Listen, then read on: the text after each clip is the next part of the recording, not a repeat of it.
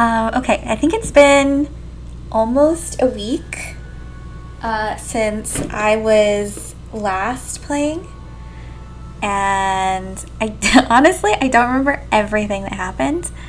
I know we finished the first playthrough, so we hit an end point, and we also started Pluto's route, which has been really interesting to experience because one, she's just such a different character than Saturn was. Her motivations are very different. Her understanding of her role in the organizational structure she belongs to are quite different, and they're much more, from what I understand, much more torn than Saturn was very clear, like, this is my goal. I'm not aligned with this organization. I'm using this organization as a means to an end. Pluto seems much more torn about what she wants to do with respect to the organization. And I find that tension in her really fascinating. It was also interesting because we were loyal the entire way through, which is not how we played Saturn. It was a little bit chaotic in that route, and it's been pretty devastating in terms of her plot with Luna-Terra, especially the last one that they did where they were ripping each other apart physically, but they were also just emotionally eviscerating one another. Pluto is horrifically burdened with power and responsibility. Yeah, you can really tell, like, just what a toll it's taken on her, even, like, in ways that she might not even realize fully. Like, she has this air of, like, I need to be strong enough to take this on, and I will, but also, like, she could be on the precipice of falling apart at any moment. It's really fascinating. I'm confident we'll finish Pluto today. We'll probably start Luna-Terra today, but we will not finish. Let's go ahead and get into our file.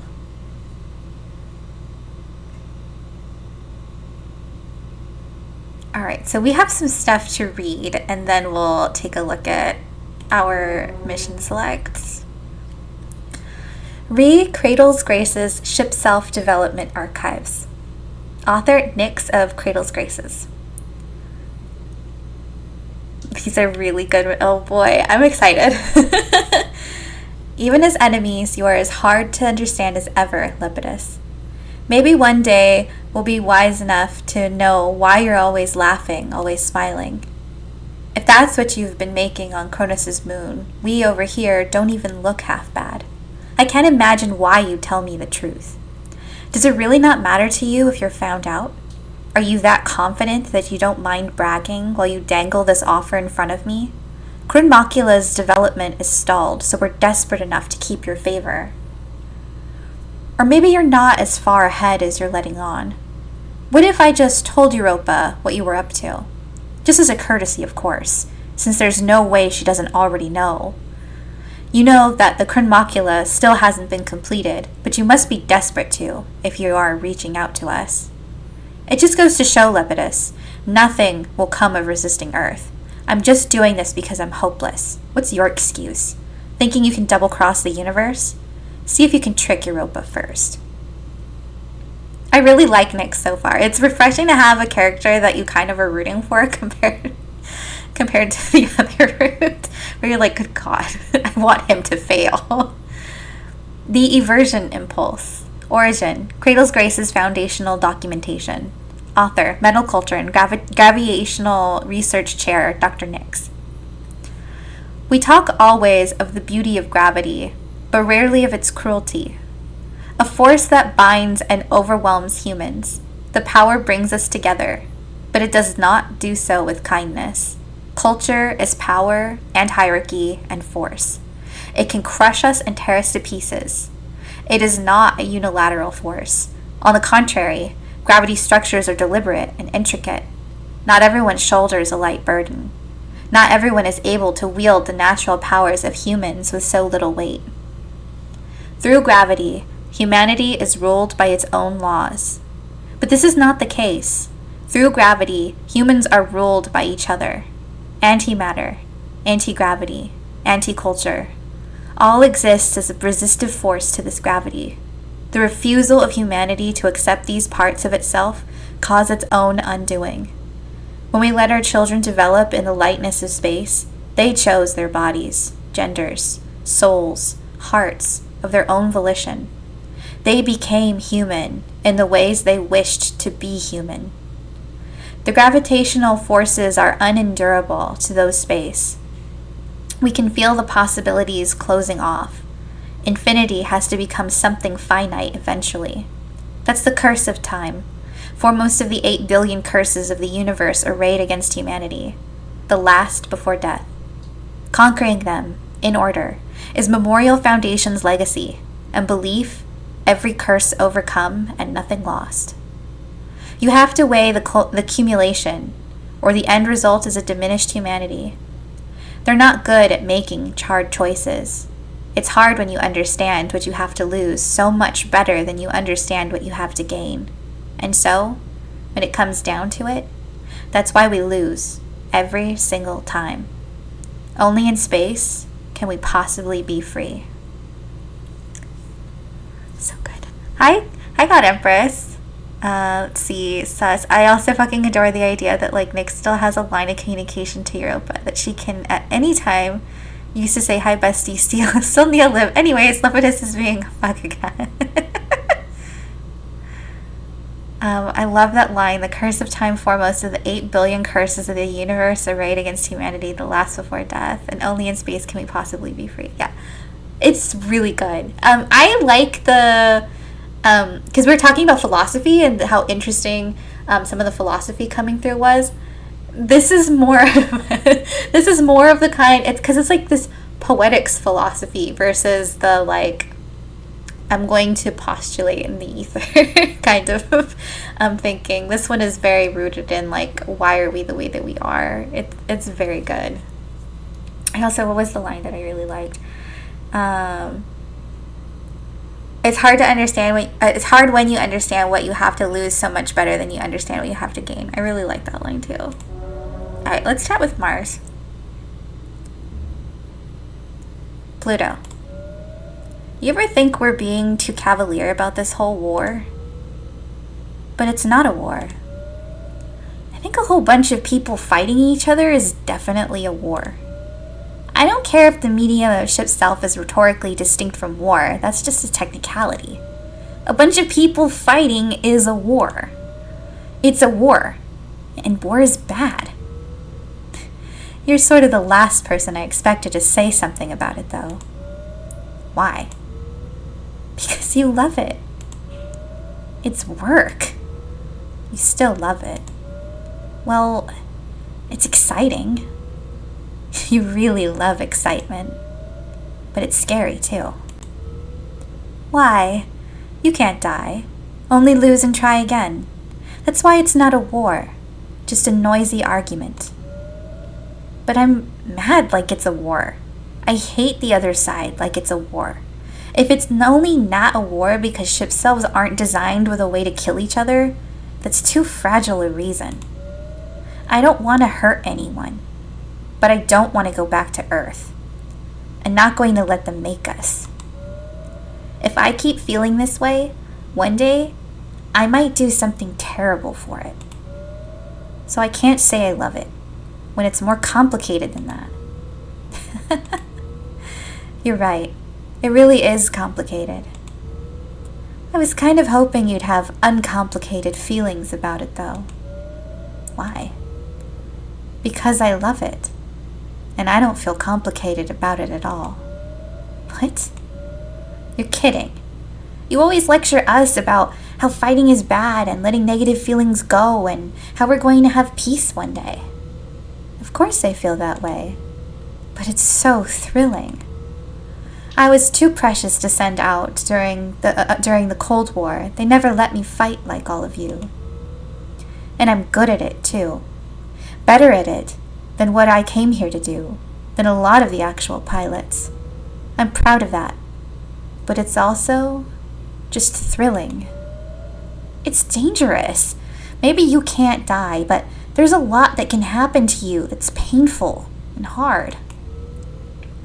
How do you stay scared enough to still feel like that? I wonder if it's just because it feels so new, or if there's something really wrong with me. I guess that's why you didn't want me fighting, isn't it? It's complicated. I don't want you to get hurt learning that. You know, Mars, this is why you're so bad at love. You won't let people you love get complicated. It's not that you're not incredible. It isn't that you don't deserve to have fun. But what if something terrible happens anyway? She said, not interested in unpacking that thought. Okay, the What You Have to Lose is Peak Memorial Foundation. I love Mars. She's so cute and so righteous and trying so hard. Oh, yeah, she's really good. Pluto, like, I love kicking ass. I can kick all your asses. And I'm good at it. Alright, so we have two. Obviously, one is like a rehash. Though maybe we'll get to see a different side of it. And then look at me. The Cold War is long over and the existential threat is gone. But its memories still stir here at the observatory. Will it be put to rest or buried forever? Okay, well, we're going to start with the familiar one first this time. So a warm-up to get into the story again. I love her expression. No, I'm not gonna. Pluto, come on, listen. Don't think I don't see you trying to protect me. It's for your own good. I utterly refuse. Dr. Nix is worried, and for good reason. Only I have strong enough gravity to pull the colony ruins out of the Lagrange point and pull it along with us to the moon. So I don't even know why we're having this conversation. The tidal wave forces would tear you apart, and you just get in the way, and I want to have fun. It would be hard enough on your own, but Celestial Mechanics wants it too, and not to rebuild it, or use it to reseed Ares when we win. They'll finish what they started, and turn it inside out into something horrible, and they'll send that annoying hijacker to do it. I'm not letting you do that alone. You never let me do anything fun. It's not fun. This is serious. Then why are you always having so much fun? That's not the case whatsoever. I'm doing what needs to be done. Does doing what needs to be done refer to your mission assignments? Or that girl will let you keep the mission? I promise. I want to do something that needs to be done. You're very strong and very brave, but it's not a time I can just sit around and be protected. We're too desperate now. We need hope, too. Pluto, but you can't do everything. She's like, watch me. Pluto pout. I utterly refuse just makes me think of Venus saying the same. Annoying hijacker and that traitor. Mars so mad at the girl stealing your Pluto. Alright, so we did this one, right? Battle and narrative space for each other, because I was like, I can't resist that title. So this is going to be our first act of betrayal for Pluto's route. Yeah. So we're going to do battle in physical space for the future.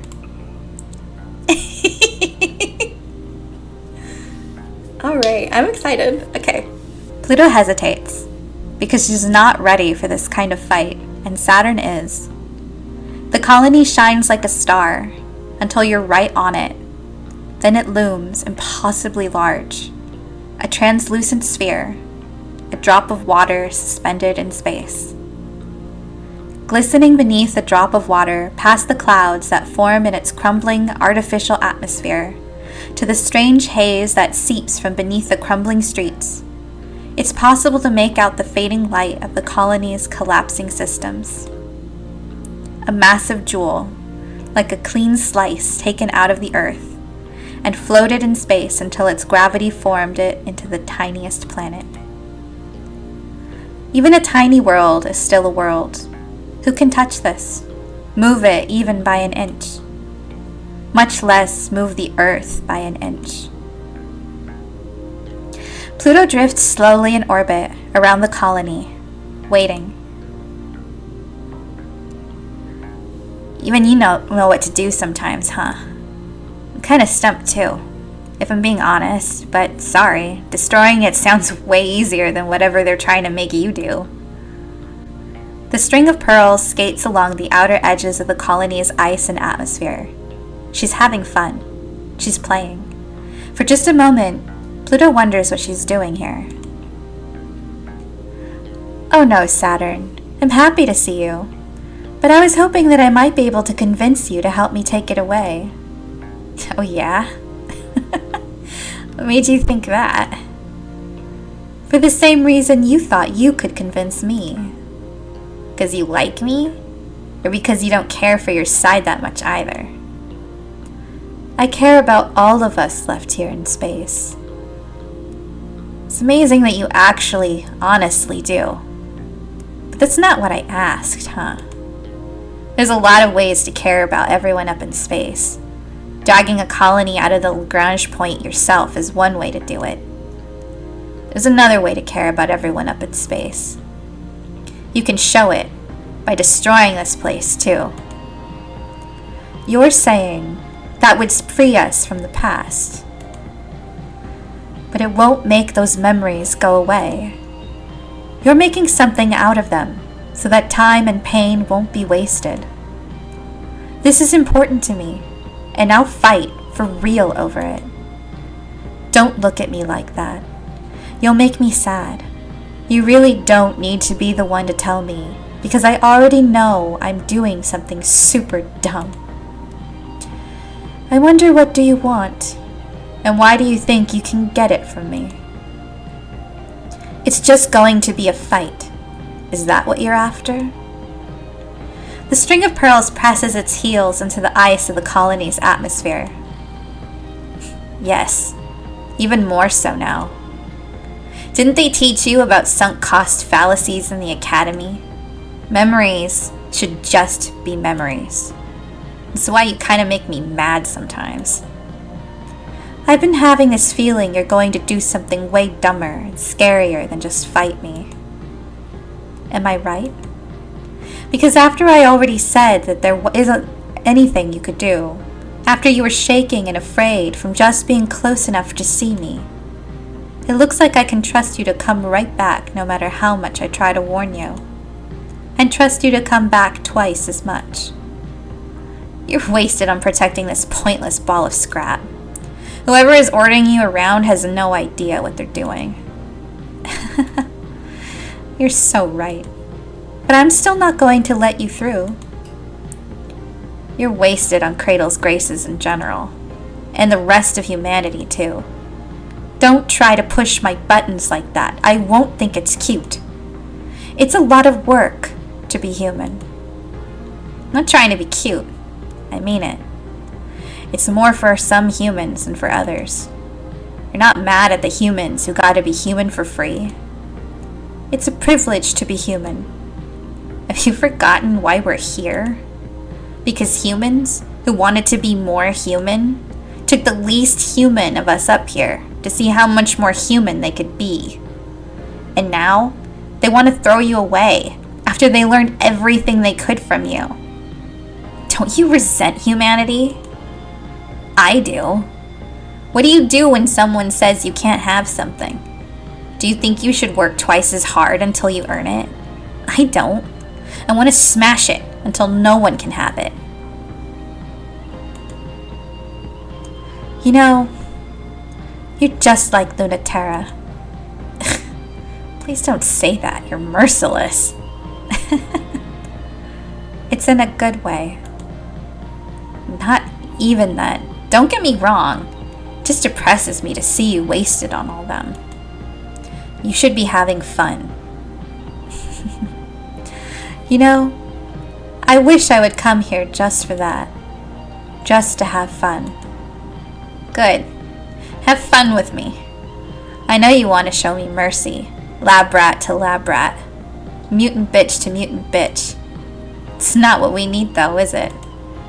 I want to see you that's having nothing but fun. I'm still getting used to this body, but I think I can still surprise you with it. And you'd like that, right? Cutting loose with no gravity to tie you down? I think about that every day. It's so tempting. You've got to be ginger with the universe, you know, Saturn. Now that you're this strong, you've got to be careful. So much can go wrong. Make sure to be very careful with the universe you love. You don't have to hold back with me, though. Aren't I the only person you can go tide to tide with, holding nothing back? That's a big promise. I don't want to come off as full of myself, but I don't want you to underestimate me either. Plastic girl to plastic girl. I wouldn't patronize you like that. It's tempting. But I wonder if you're really ready. You wouldn't mind getting your ship self broken and dragged back for the Cradle's Grace's dream lab to do who knows what to? What? Is that supposed to sound bad? You really are... Oh, fine. I'm going to start easy, okay? They flirted enough, so neither is in the mood to lie. So no holding back. A lie to others about how strong you are, and no mercy. A lie to yourself about how strong someone else is. When Pluto opens her arms wide enough for her gravity to condense, pull, and tear through space, she's trusting Saturn can handle the pressure. She has faith Saturn will outdo her. Saturn meets Pluto's expectations with just a little bit of convulsing and shuddering. Then, she exceeds them by darting like a bullet, a little hot arrow of danger, and just as dangerous to the touch. Chronmocula is a big target, but Saturn isn't going to be lazy this time. This is the time to be precise, to throw everything in on the vector she's flying along, to not let Pluto's tidal forces budge her a millimeter, which is good, because even then, she only barely grazes Pluto. Pluto's faster than you could ever imagine. The universe moves away, bending to not hit her, with tides that say, oh, coming into orbit is fine, but no touching, that you have to work for. That Saturn dared anyway is very bold of her. The burn on Chronmocula where Saturn's light passed over Pluto stings only a little, but it was close. So Pluto takes her seriously and grabs the string of pearls by the tail and flings her into the colony's surface and dives after her. Saturn is basking in the bounty of attention. It requires all of Pluto's gravitational forces to keep her contained. The string of pearls makes her feel like goo, like a cartoon, like a liquid, and with it, she's as slippery and untouchable too. Others would shatter under the pressure, but String of Pearls bulges and squishes. Pluto pulls and pushes, trying to force her in a space that will sit still long enough she can deal with it. Saturn squeals in excitement until she can stop giggling long enough to push Pluto off with an electric burn. Pluto can't help but laugh too. It's funny how much nothing is working even though she's trying as hard as she can. That makes her want to work as hard as she can. Lab-grown girls know. Vat-cultured girls know. Carefully indoctrinated, carefully raised, special, gifted girls, they all know. Heroes want to hold us, but we don't need them at all. Rather than bandages and kindness, the string of pressing wounds together is the medicine we need. No boy who wants to heal your wound is worth the one who'll tell you your wound is there. I can't believe it. Me neither. I really thought I'd actually be the one beating you. You didn't lie, though. You really could endure it, all of it. The colony is much worse for wear.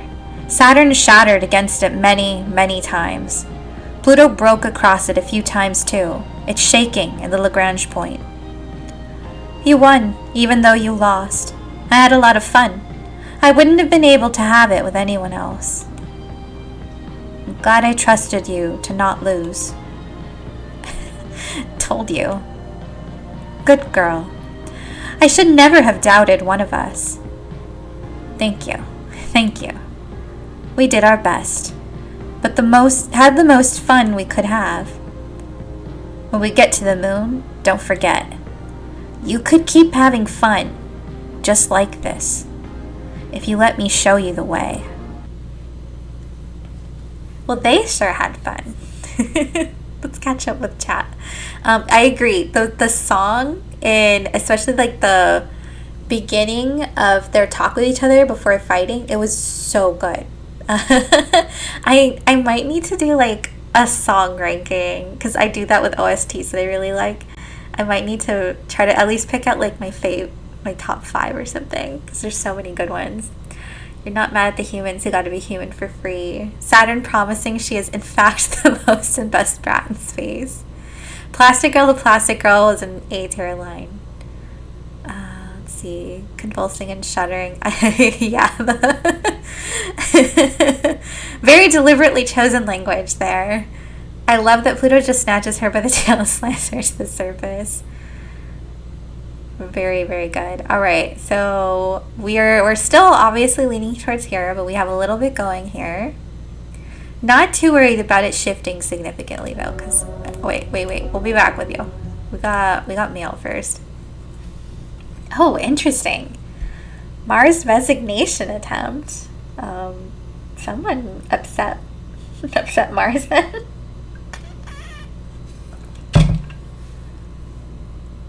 Pilot personal records. For your eyes only. Memorial Foundation Cold War Archives. Mars, we present this to you as a token of your hard work for Memorial Foundation existential safety. Your ties work for Earth is recognized. The war is ending soon. Do I have to do another tour? The war is ending soon. With your help, don't you want to see it through? We could not have done this without you. You can end it fine without me. Your help would prevent us from having to worry. It would guide many more of your former comrades back home. How much longer? That's the part you're always cagey about. You don't need me, do you? Of course we need you. It's not what I want to hear. What do you want to hear? We are, as always, prepared to reward you. But you've never been satisfied. Is that what you want to say? What would you like? I just want to go home. If you truly did, you would not have been here in the first place. I already know what you want. As soon as you know too, we're ready to give it to you. Interesting. Dr. Nick's assessment. Memorial Foundation Executive Committee Annual Report, Field Commander Europa.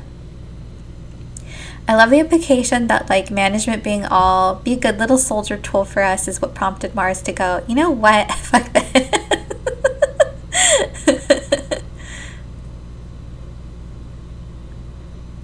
Dr. Nix was always a controversial figure.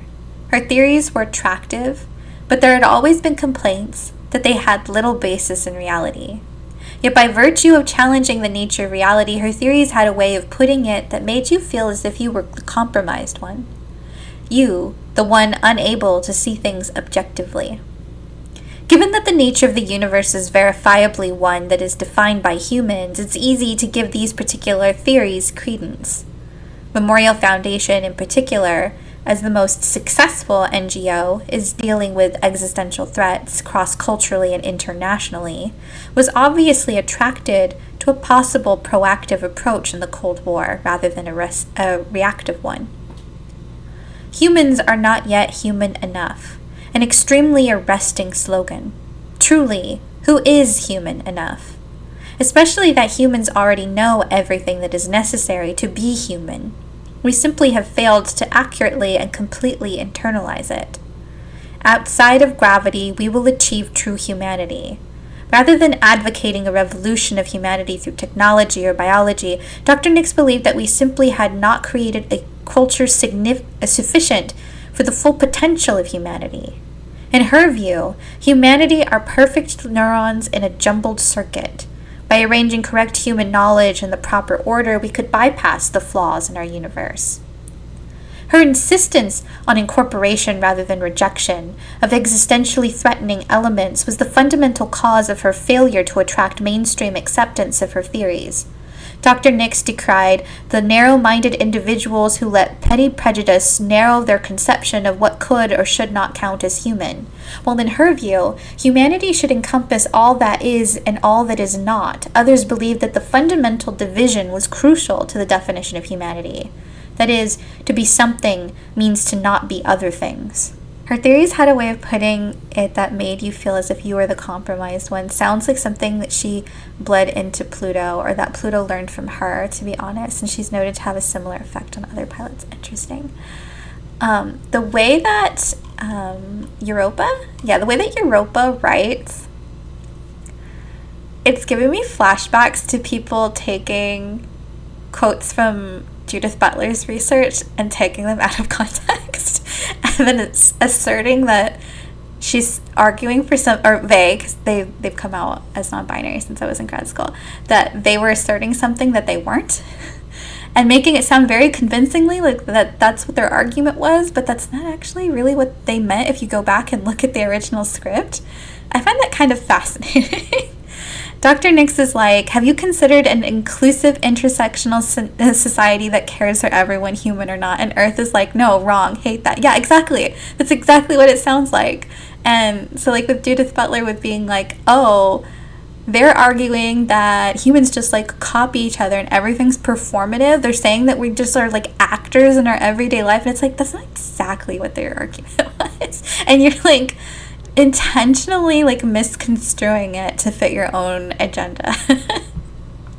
Or not even intentionally, just like maybe you should reread it because it's not what it's being argued here. All right, let's see if Mars is okay, because they don't seem okay from that email. Hey Pluto, can I ask you something? Clear up your sector first and then we can talk. I already did. Really? Are you being honest with me? There's a few stragglers left, but they don't count. Wow. I'm actually impressed. Whatever. Driving back the ships was simple. They were totally easy. Oh. Then I'm not impressed anymore. Hey, why? You just said it was no big deal. It would just be patronizing if I was proud of you for doing something easy. You were impressed just a second ago. Empty praise is bad for you. Don't sulk. I'm not sulking. It's hard to impress you. That's not true. You impress me a lot. When have I ever? You impress me by the way you tried way too hard to support girls like me when we were awkward, weird, annoying, and had no idea what we were. Urgh, it's embarrassing. Way to put it. You weren't those things. I was. That's why I love you. It's cute when you're overprotective. Speaking of, you impress me by the way you make girls mad at you. How is that a compliment? They wouldn't get so mad if you didn't make them care. You're so mean. I'm not joking. I mean, what I admire is the way you make it up after your mess up. You mess up a lot, but you say sorry a lot and you mean it. After, you're different. Not everyone is like that. When you don't change, you still make them feel worth it. That still feels not great. You fight a lot, but it's never a war. You never scorch earth, and you always say you're sorry in the end. Not everyone can fight like that. You wanted to ask if we were too cavalier about the war the other day, but you really are the only one who keeps it so unserious. You're so serious about not making it serious. That was really cute. Although Mars didn't get a chance to actually talk about what they wanted to talk about. I love the little whiplash. Oh well, it was easy, then I'm not impressed. This combo is what really cemented Mars as my fave. Pluto is doing the thing again. I also just really love that, like, because Mars Aries is like the stereotypical like aggro, super aggressive, super gung-ho, always fighting, very physical, and Mars is just such a softie. It's a really fun play with that trope. Pluto can keep using the same little manipulation tactic and it will never stop working. Alright, I'm ready to see a brand new mission.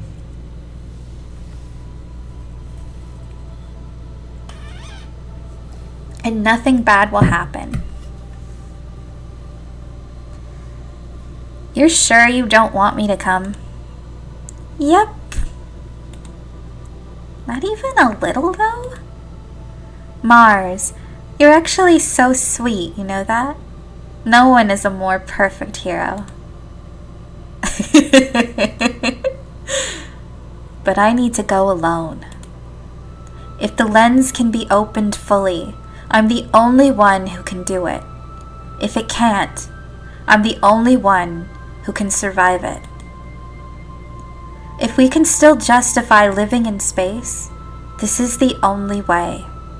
Even if that doesn't change how Earth feels about us now, it might help make peace in the future. Even if it doesn't, if I can't do this, I'll never be able to open the gravity well on the moon. I know. Luna-Terra is going there to stop you, though. I know she will. I was there too, you know. It's my past and my history too. I've got a score to settle. Are you feeling left out? No. I mean, sort of, but it's because... Stop. No, I'm sorry. You're the brightest, most shining. You're making fun of me again. But I'm also praising you. You're honest, and you never fight against what you feel. That's the world we want to be real. I want you to be safe, so you can keep being that for us. What about her then? She's a jerk. We've tried so hard for her, and she doesn't care. I'll make sure she's safe. Stop worrying. I'm not worried about her at all. Why is she such an idiot? Why do you keep trying for her sake? I'd go through that much for you. You'd go through it for me. I know. But why do you do so much for her when she's like that, stubborn and ridiculous? Because we're just like that too. That was good. I like that. Mars is genuinely an excellent fighter and very hothead, but she's also baby and cares so much. She's so shonen. She really is. Gravitationally beaming. I love that line too. Pluto's being teasy. Love Mars being so mad, concerned about T. And Pluto just like, I'm gonna keep reading it the way that I'm reading it. Okay, so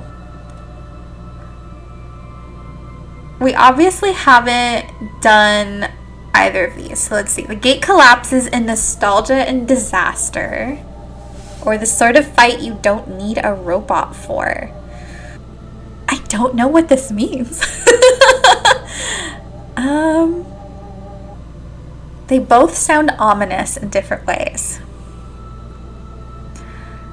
The gate collapses in nostalgia and disaster sounds like it's going to be another deeply existential and harrowing chapter. But the sort of fight you don't need a robot for doesn't necessarily mean that it's going to be any easier for the two of them. It just might mean that they step out of their ship selves for a moment to be real with one another. One of these is my fave mission. Oh my gosh, the pressure. I mean, we will see the other one when we play as Luna-Terra, but still. I think I want to go with this one. So we're gonna stay loyal and see what happens. I will decline to state so as not to influence too much. I appreciate it. All right. Serious mode now. The observatory's lens, a single eye, staring into space, threatening to blink. From the Academy Gardens, every pilot remembers watching the observatory twitch as it focused on some light years away point searching. A reminder of the battle for Earth. They were eternally preparing for not unsettling, but always foreboding. A zero pointed at nowhere. Neither Luna-Terra nor Pluto remembers who first called it that. Now in the trembling of the colony's collapsing gravity well, this deck of the wrecked colony where Luna-Terra and Pluto meet seems like a moment frozen in time, eternally receding, growing always distant, yet never fading. I knew I'd find you here. I knew it would feel like this. But I'm still here. I have orders. I know, dummy. They tell me everything too. You wouldn't have come if you weren't ordered. I don't know why everyone is expecting I'll be bitter about coming back. I'm not. There's good and bad memories. That's fine. That's fair. I'm older now. And it's that much sweeter thinking about the past from here. It's there. And I'm here. I wouldn't go back, would you? I like being an adult. I don't mind being the aging ace.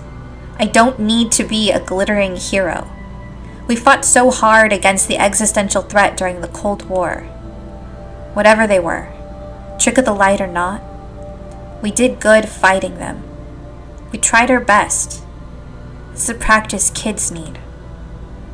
Now we're grown and can see our own futures and mess them up if we want. I'm way happier to fight now.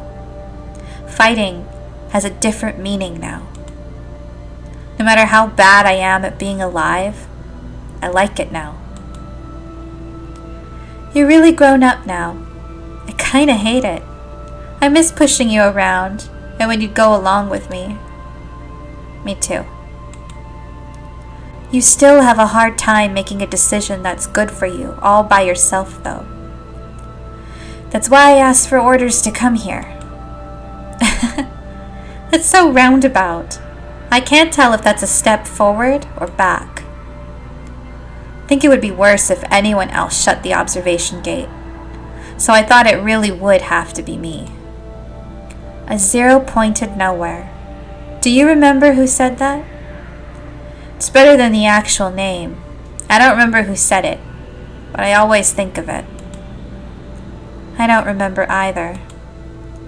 Do we have to do this? You're the one who's here to do it.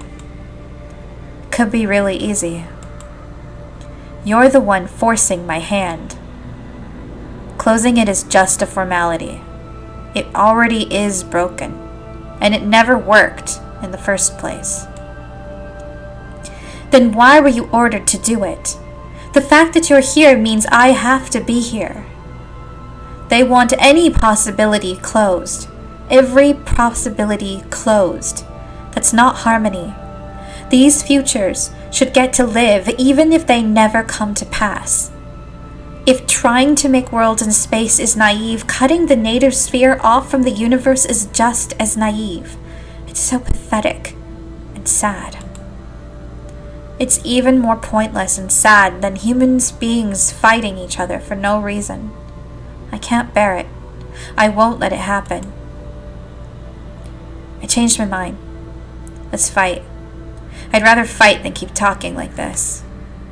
We're fighting now. This is the sort of fight ship selves were made for. Say something. I can't. I have nothing. Let's fight like we're supposed to. I won't. Don't make me talk.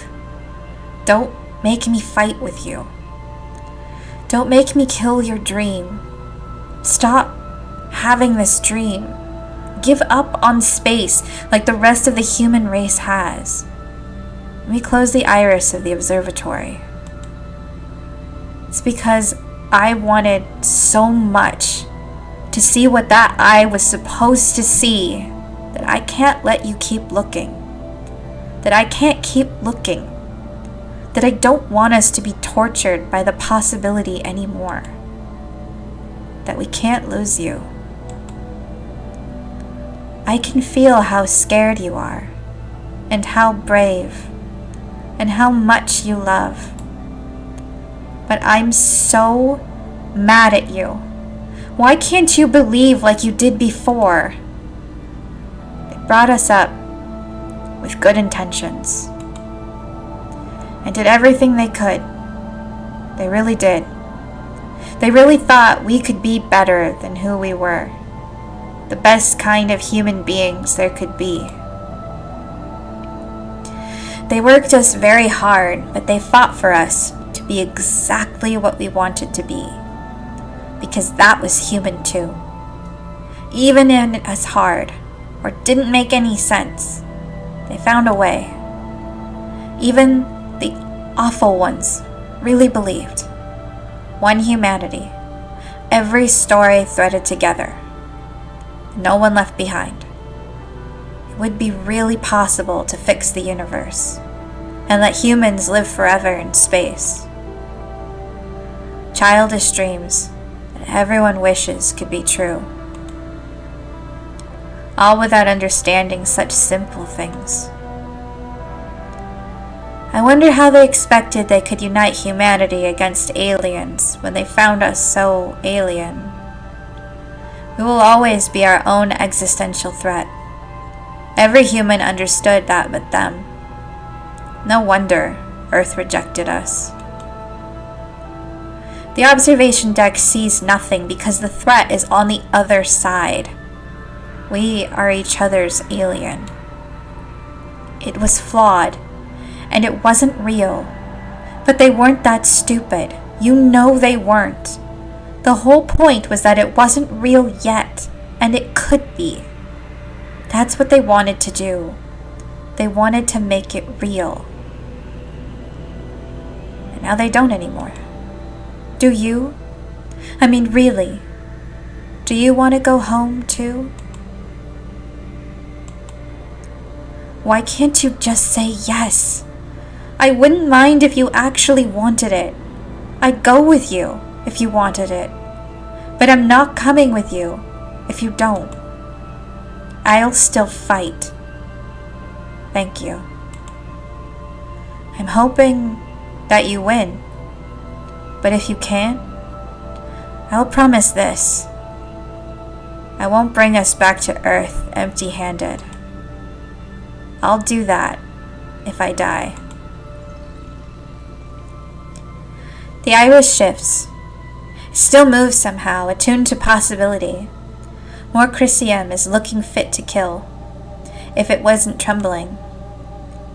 The colony is a place of unsteady gravity. You're not on sure footing here. I'm back to being helpless again, like I used to be. You can stop me any time. Prove you're ready to close this eye. I can't. I can't. I don't accept it. But that doesn't mean I won't do it. I don't care if you'll love me one way or the other. It's too much. Space is broken, but I don't want to leave. Earth is terrifying, but I can't go back there alone. I have no loyalty either way. I'm not strong like you. I just go where gravity takes me. You can hold everyone, but what if I do if I lose you? Your heart is full of everyone, but I can't watch you fight for the universe knowing how little you're thinking of yourself in it. Of course, I don't know what to do when fighting for you and fighting for your dreams are such different things. There's too much to do. Of course, I don't know what to do. I don't know what you want me to do. Luna. God. I can't remember the last time you cried. Oh no, I can. It was when you said you hated it here in space. And I told you you should go back and I'll come with you. Those were such hard days and you didn't want to keep fighting. But when I said that, you started crying and I couldn't understand why. It seemed so simple a solution and everything you wanted, and I got so mad. Then you told me that you didn't want to leave if it meant me giving anything up. You didn't want to give up anyone else up either. I wasn't expecting it at all. I'm so used to knowing what's on your mind, what's on everyone's mind. I didn't think you could keep something so locked away and hidden. No matter how far my tides can reach, there's some places I can't ever know until you tell me. It was the first time I felt frustrated by that. I'm most angry at you when I can't do what you want, but I guess that's how you feel about me, and how I feel about you. Oh baby, you're crying again. I can't let you win, but we'll be together until the end and after. Oh, poor Luna-Terra. I feel like I understand her character better having read that. The kind of hopeless state that she's been in not really having ties to any of the causes, including the one that she's currently on or the one she used to be on. It was very sad, but in a different way from the way the brutal chapter was sad. So even the awful ones really believed is a line that really sticks with you. Both of these girls desperately waiting for the other to save them from the path they've set themselves on. I can't watch you fight for the universe knowing how little you're thinking. Yeah, I really, really liked that line. I think that tells us a lot about both Luna and Pluto. Like, Luna-Terra seems to be fighting less so for the organization she's tied to and more so for, like, the individual people that she's grown attached to, which is interesting. Luna T talks so much here, and every single line hurts so much. Yeah, I agree. Okay, which one is this? Okay, so these are the letters that are written by each of the pilots. I'm gonna reskim these because I feel like I'll understand Luna-Terra's and Pluto's more, especially compared to the first time.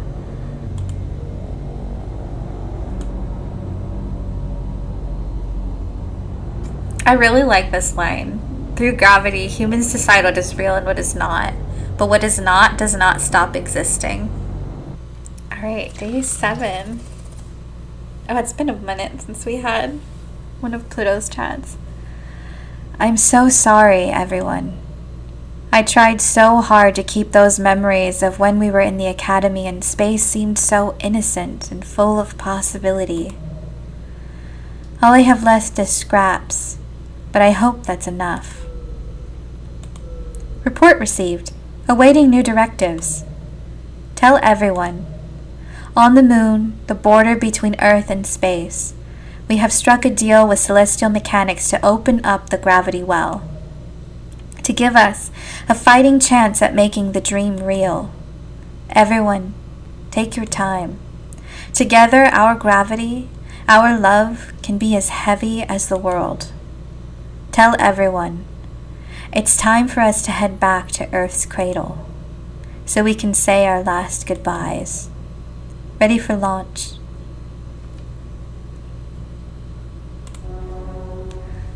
One thing I saw mentioned by someone else is like Luna-Terra is the only one who's really had that life or death experience. She knows how dangerous and lethal the forces gravity of Earth can be.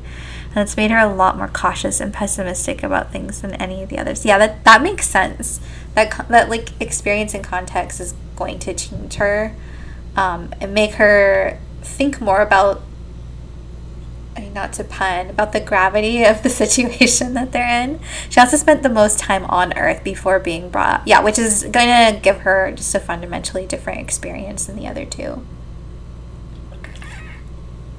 A little bit less plastic than their lab-grown kind of experience. Like, still understands what they mean by those things in the ways in which you're used, whether you're born on Earth or not, or the reasons why you're born, but still in that when you're growing up through it the entire time, there's just differences. It's really interesting. I can't wait to play Luna-Terra's route. I'm really curious what new insight we're going to get into her character. All right, Academy Director interviews. Declassified Archives, Memorial Foundation Executive Committee. Please do have a seat. The committee has enjoyed reading your resume. The committee has deeply enjoyed these fascinating criticisms of the Newtonian-Jungian model of physics. It certainly does feel revolutionary. This committee would like to pause to acknowledge how the candidate's work has met and exceeded the desired qualifications. And without diminishing the accomplishments of the candidate, the committee would like to express that its interest is more piqued by the candidate's interpretation of the existential threat. And the committee would invite the candidate to elaborate more on the implications this would have for managing culture and colonization efforts in an administrative role within the Memorial Foundation space program if the candidate would. The committee hopes the candidate will elaborate on the nature of what an educational program would entail. Pumpkin, please don't mark the microphone. The committee is especially interested in the assertion of radical cultural advancement made possible without risk of existential contamination. The committee is intrigued by refutation of the so-called scapegoat proposal by the program's current director on technical and theoretical grounds, as opposed to the usual ethical ones. And the committee invites your comment as to the end of the future of culture in space. What are we going to do about you, Pumpkin? You're sitting on my mouse. You're marking the microphone. It's covered in cat hair now. It's not kibble time yet. Are you going to let me continue? She's thinking about it. And now she's cleaning herself. I love that Nix's theories and approach to things had people so curious and intrigued, and it's interesting in itself that her refutations of scapegoating were, this does not work, rather than this is cruel, even though we know that she also feels that it is in fact cruel and ass backwards. Yeah, she knows how to she knows how to navigate her rhetorical situation. She's like, shutting it down and calling it what it is not going to yield the kind of productive results that we're looking for, even if it's the truth. Okay, I need to deal with my cat for a second. Okay, treats have been dispersed so that I can get back to this. Nix is so fucking cool, especially with those earlier emails. I only regret that I didn't get further before they realized, and I really did know what I was doing thing. What I love about this game is so much is that you get such a different perspective on all of these characters when you play each of the brutes, and it puts everything into such a new context in a way that's really fascinating. And these tertiary characters like Nyx, Europa, who we haven't got to yet, I wasn't expecting to learn so much about them from reading through the emails and stuff. And I think that's a really cool way of navigating it without having them in the dialogue component of the story. She could lead me into a Doom tour any day. Especially since we actually get insight into, say, Mars or Nyx or Halamede or Europa outside of the characters they're tied to. Yeah, I think that's the part that's so interesting too, is that we read about them through the emails. We get little bits of some dialogue, but not a whole lot. And then we also hear other characters commenting on them. That's really fun. Okay. Pilot Program 1. Pilot Program Educational Records. Metaculture and Gravitational Research Chair Dr. Nix. Of course the kids wanted to live in space. Obviously. What could be more dreamlike and fun? I never thought I would spend time with children who wanted to be here again. In the summer scout program, I taught the unwanted children of unwanted places. You know what that work is like. Then they gave me work that would take the unwanted to a place far away from here. Of course, not for their sake. In the summer scouts, they gave the worst kind of work for the kids suited least for it, only to spare those more wanted from it. Memorial Foundation asked us to take those unwanted kids away from Earth so that we could make it safe for the wanted ones. That's a duty I was ready for. we would have to fight a long and difficult war to make space safe. But for that time, all of us, unwanted children and unwanted adults, would have something special that no one on Earth had.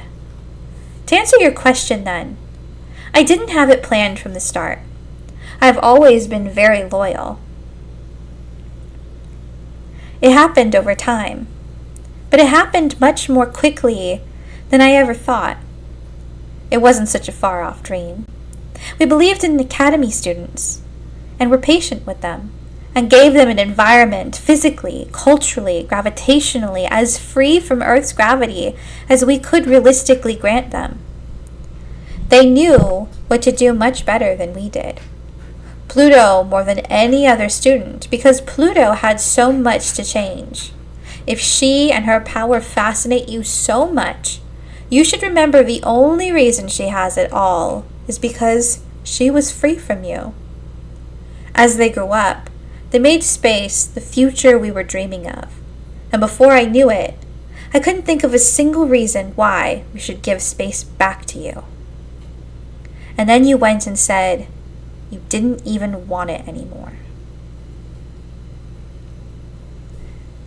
That was a good ending to that. Let's see.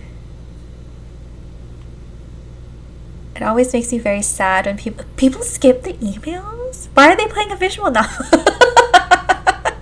I mean, everyone plays differently, but I don't understand it. I'm not the kind of person who would play a game where like a huge game, like a Dragon Age style game, and then read all of the different bits of lore that you pick up throughout the thing. But in a game like this, like reading is the whole game. So yeah, I'm gonna read everything. Some people are bad at video games, even when those games are literally just read and think. Mars says the contextualizing information is important. If she and her power fascinate you so much, you should remember the only reason she has it all is because she's free from you. Nix's words and likely hands for abusive parents. I get it on some level. You came for lesbians making out, but come on. I mean, they should know from like the first couple days of their first playthrough that like, yes, there's lesbian makeout scenes and like sexy fighting robot scenes, but also most of this game is deeply existential and painful. I absolutely read every lore pick like Jack Cage. I know people who have done the same. Alright, let's talk to Mars. Oh, Pluto is starting this time. Hey Mars. You're still really mad at Luna-Terra, right? I will fight her the next time I even see her. So why don't you?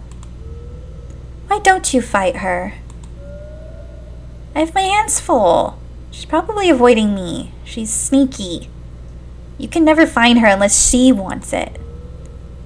But I fought her plenty already. Oh. Whoops. See, she wants to see you. This is why I'm worried. I don't like her sneaking around you.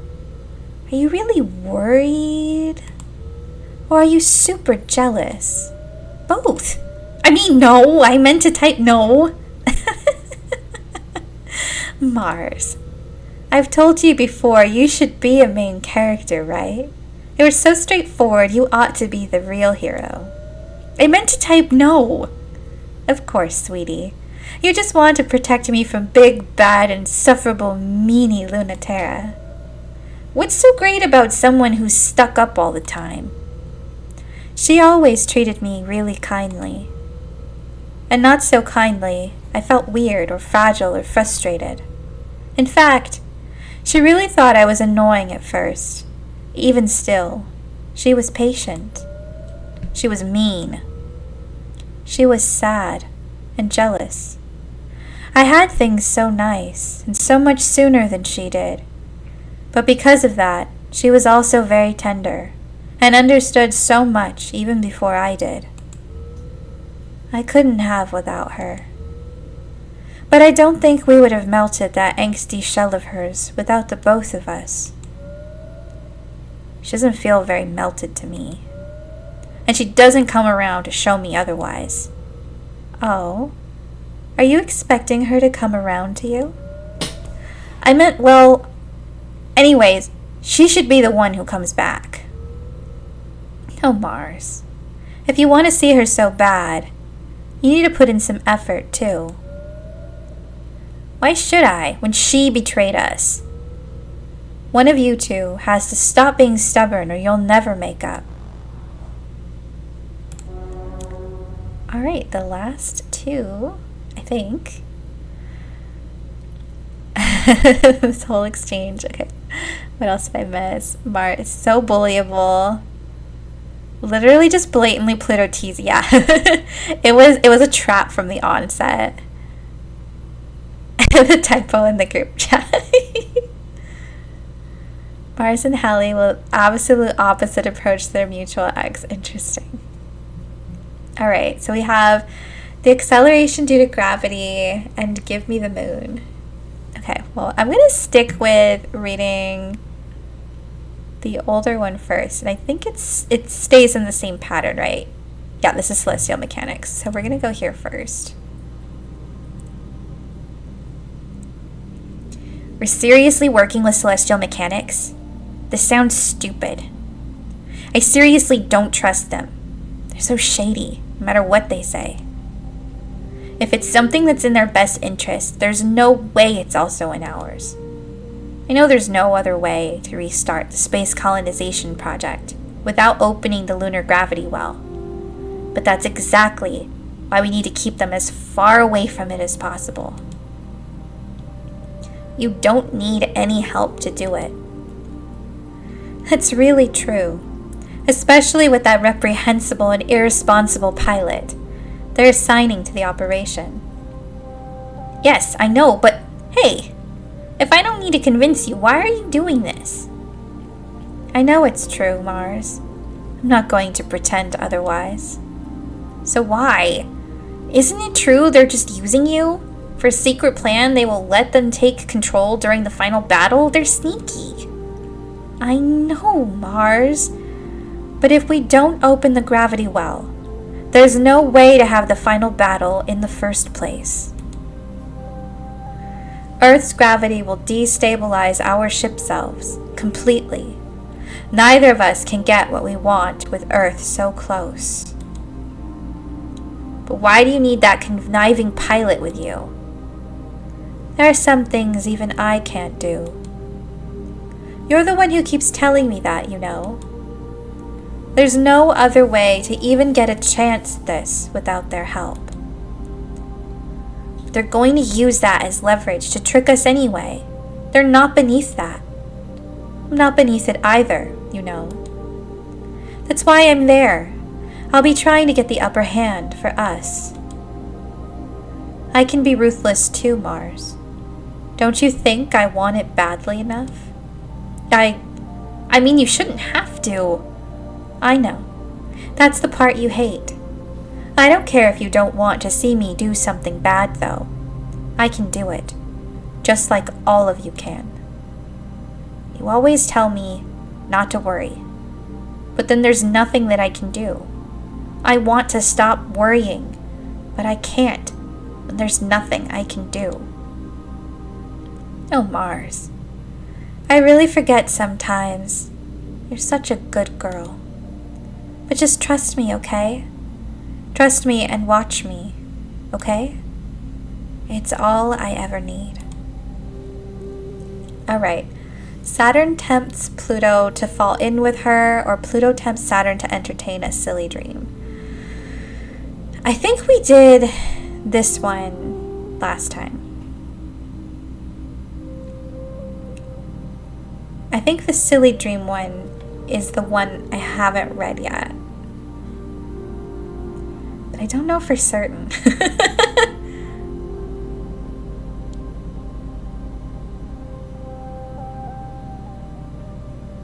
Did you? I'm also unsure. Yeah, I can't remember.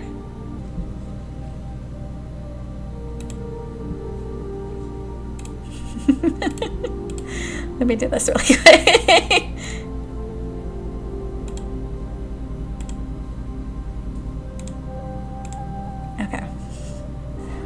trying to think back. I wonder if I just want to peek at my VOD to see what I did last time. How long would this take me to do? It would be in part 2. Okay, I'm on the screen now where I make a choice.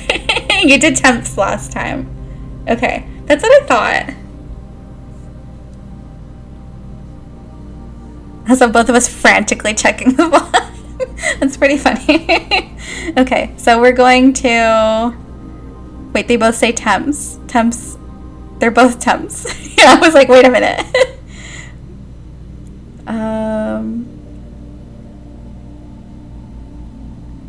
The first one. Okay, you're right. Yeah, okay.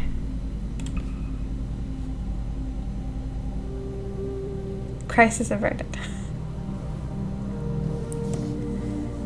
The moon's south pole is the completion point for Earth, where all the terraforming begins and ends.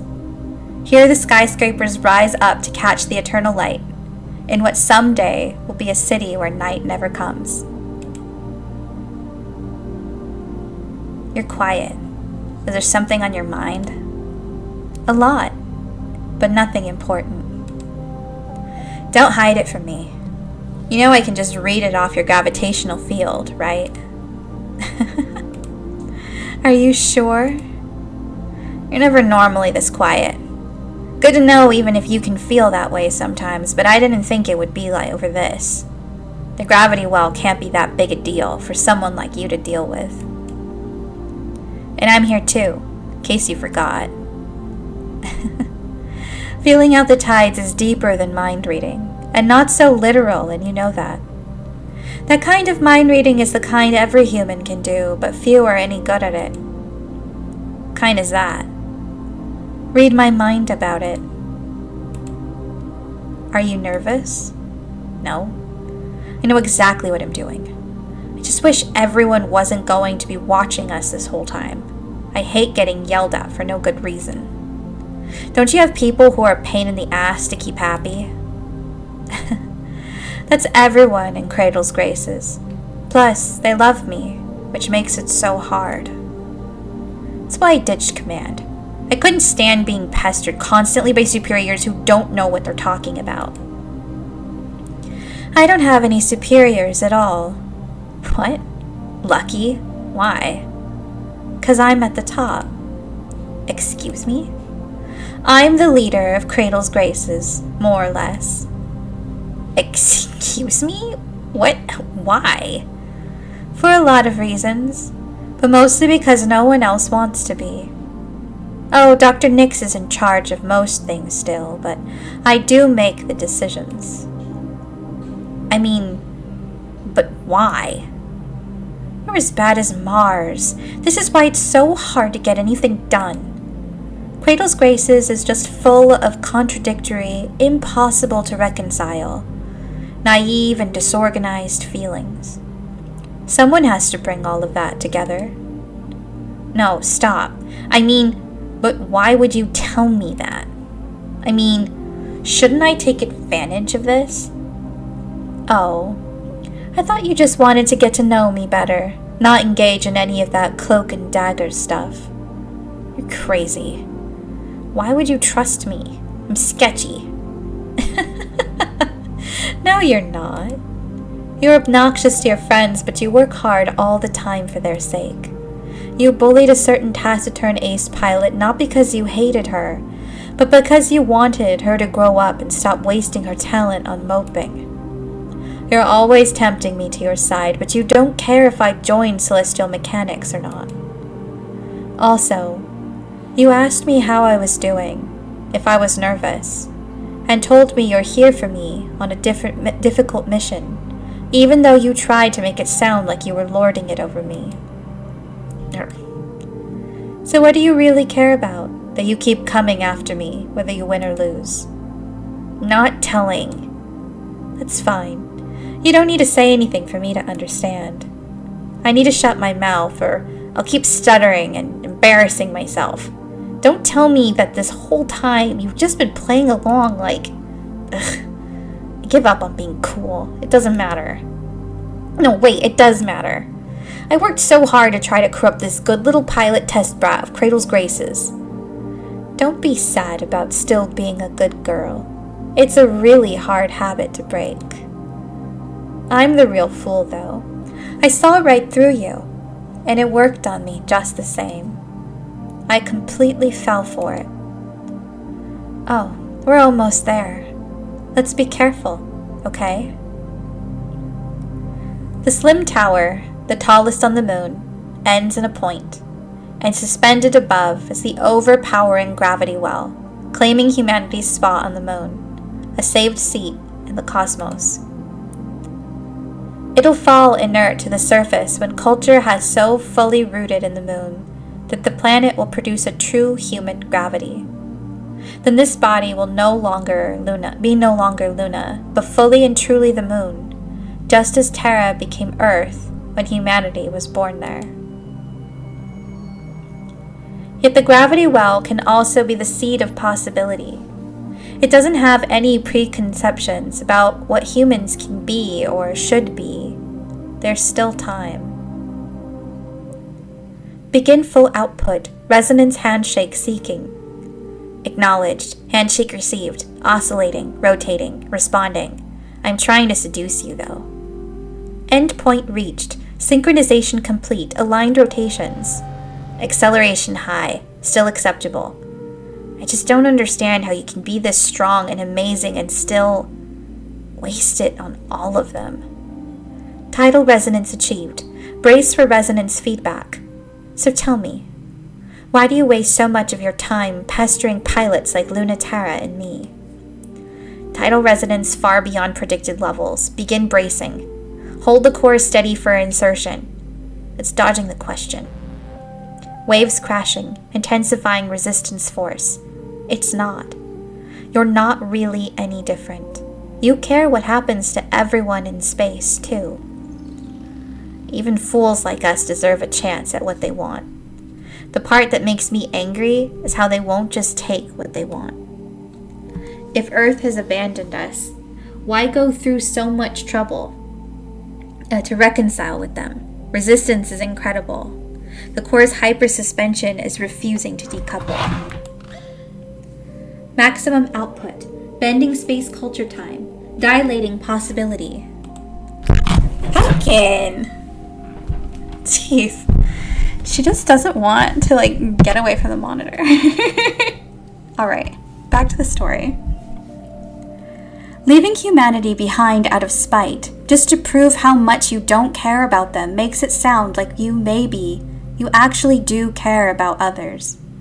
But it's really cute how you're trying. Saturn's cat energy. I mean, it is what her mecha is shaped like. I am loyal to us. That's all. The space orphans, the lab girls, and fuck everyone else. No love lost, none owed to anyone else. That's what I'm the leader of. Beginning insertion. Breaking first through 50th seals. I want a breakup. If humanity wants us back, they should come crawling and beg us to forgive them. You of all people shouldn't be the one saving them. Rapid destabilization. Action needed. Are you really okay with all of us in space having a chance at that future, but no one on Earth? I of all people know what it would be like to never have that. Breaking seals 50 through 1000. Requesting overload bypass permission. I'm not a good and noble person. My heart's not big enough. Attempting again. Fine. Here's a real secret. Just for you, okay?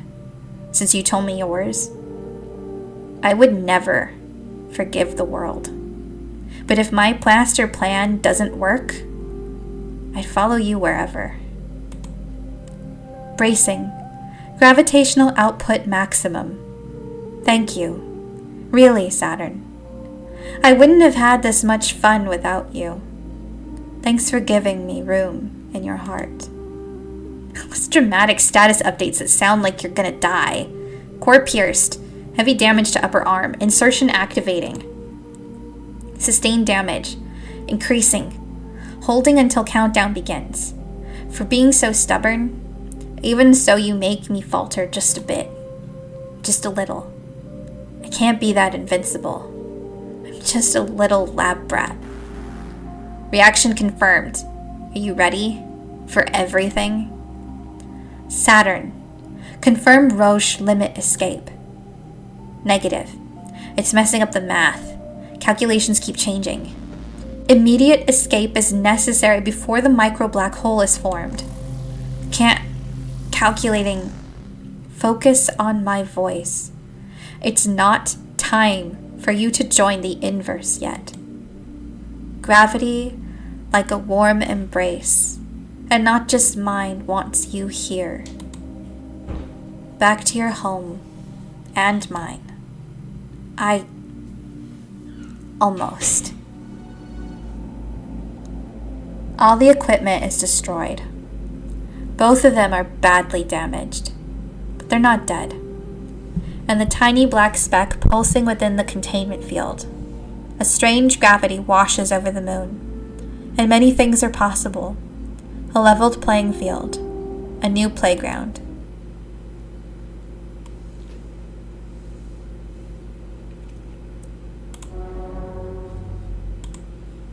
Ship self. Pilot program training documentation leaked. Memorial Foundation Homeworld Archives. Mare Crisium.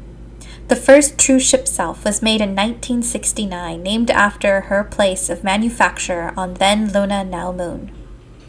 They were made as prototypes, not to be mass-produced. Aesthetic considerations, a neutral, idealized body presenting all of humanity, they loved bullshit like that. Not the first vessel with a gravitational engine, only the first built to use the engine to exert outward gravitational control. A ship self creates the pressure and culture for a human to survive alone without the presence of others. It's an unsustainable attempt to make a human function as a world.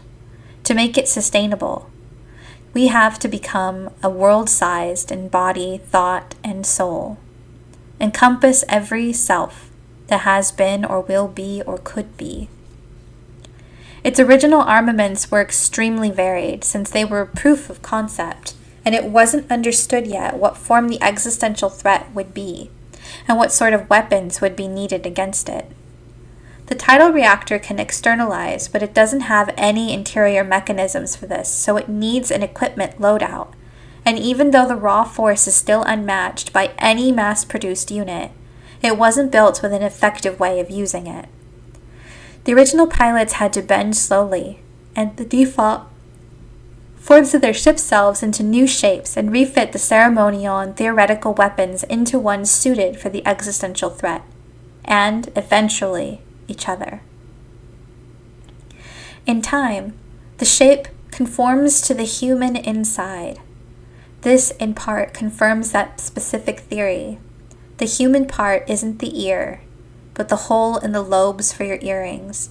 Lipstick is real, lips are not, and we see humanity defined in its gravitational output. That's fascinating theory. Okay, let's see what I missed when I got super eager and went straight to email. Let's see. She wants to be a bad influence so much. She's really bad at being bad. Despite the burden it does place on Pluto, I love and respect Nyx for being like, I'll handle most of the admin, but passing the real authority to the younger generation.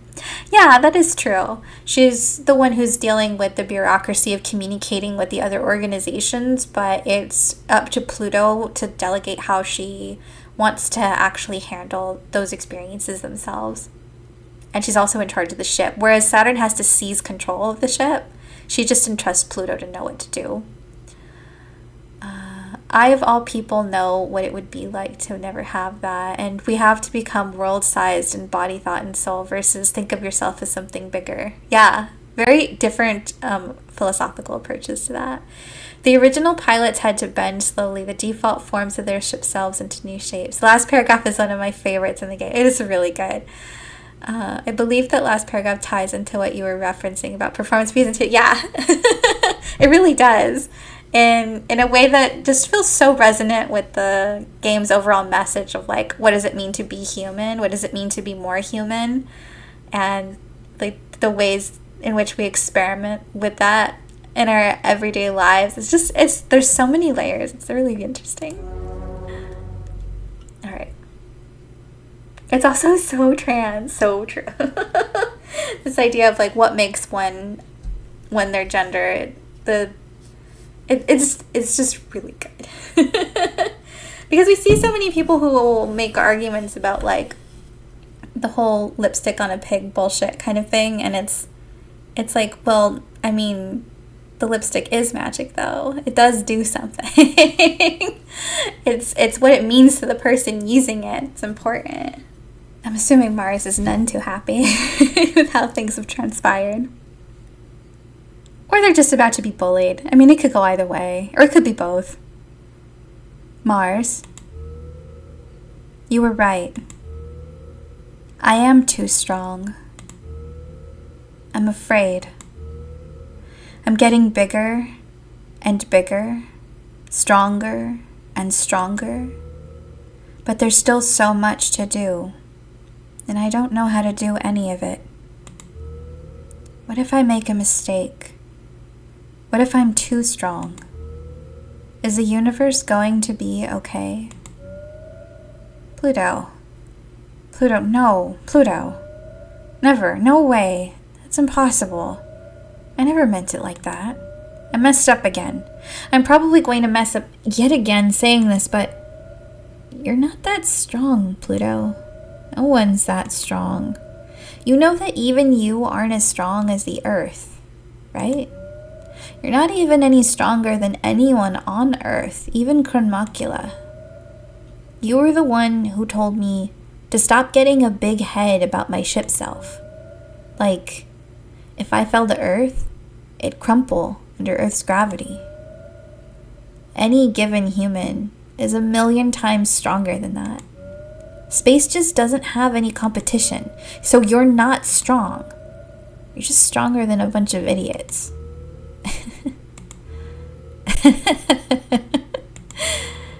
I love you, Mars. I keep telling other people that, but I never listen to myself. I can only hear it when you say it. You know, it sometimes applies to your love advice, too. Hey, I am the only one who gets to bully you about that. Take your advice then sometimes. I'll listen to myself when you do. Then you better get ready. You're not going to be ahead of me forever. Wait, am I a rival now? Finally, I'll defeat you. LOL. Thanks, Mars. We saved each other again.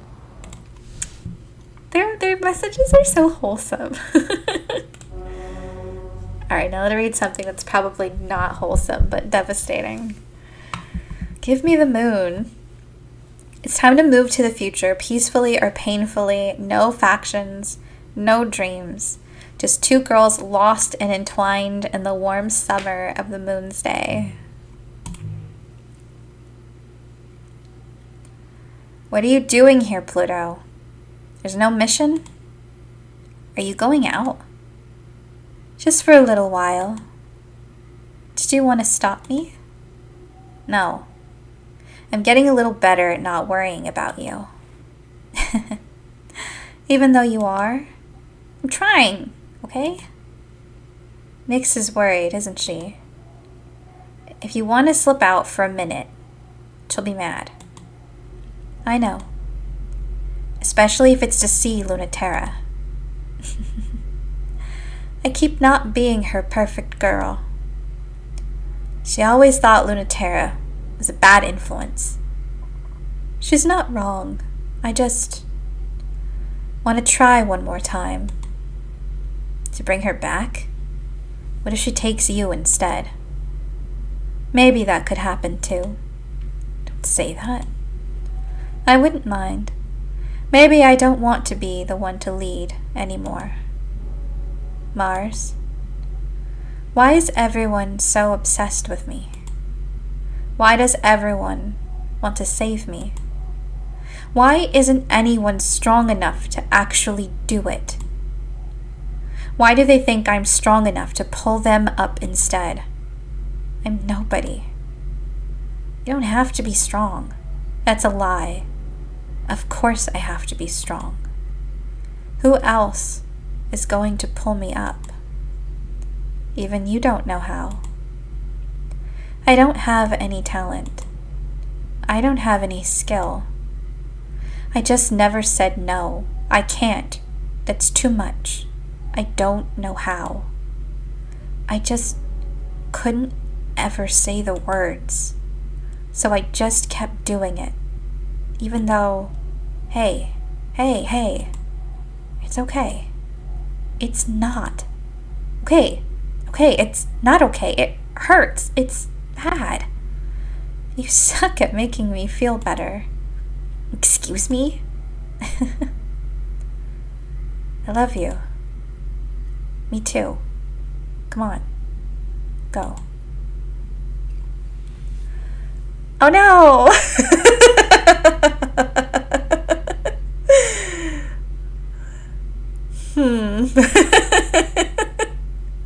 It's always gotta be heartfelt and heart-wrenching with these two. I know. Poor Luna-Terra. Can't get past that history without so many feelings. Okay, so we either make up and forgive, or we fight until we love each other. Either way, it's probably going to be a lot. And Pumpkin, you're being a lot.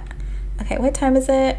You know what? I'm going to go ahead and feed my cats now so that she won't interrupt us. Okay, let me do this. I'll be right back. Okay, the cats have been fed. Pumpkin's not on the desk so far. And I still haven't decided what I'm picking. I didn't even really think about it, so I guess I just need to go with my gut. And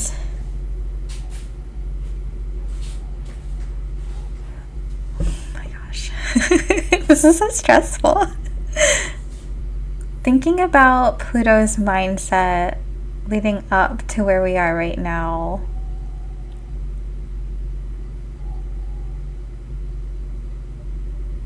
And the choices that we've made leading up to this one.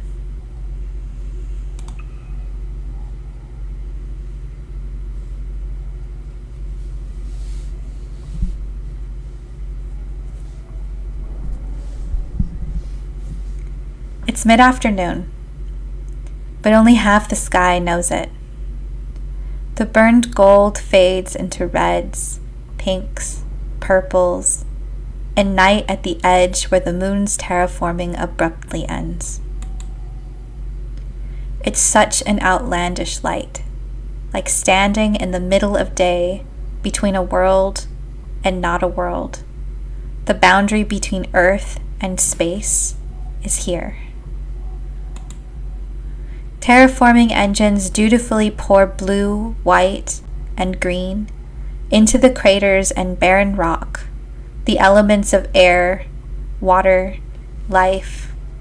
It will continue until the moon is the earth, and the earth is the moon, cosmologically, philosophically, literally, the long-awaited unification of Luna-Terra.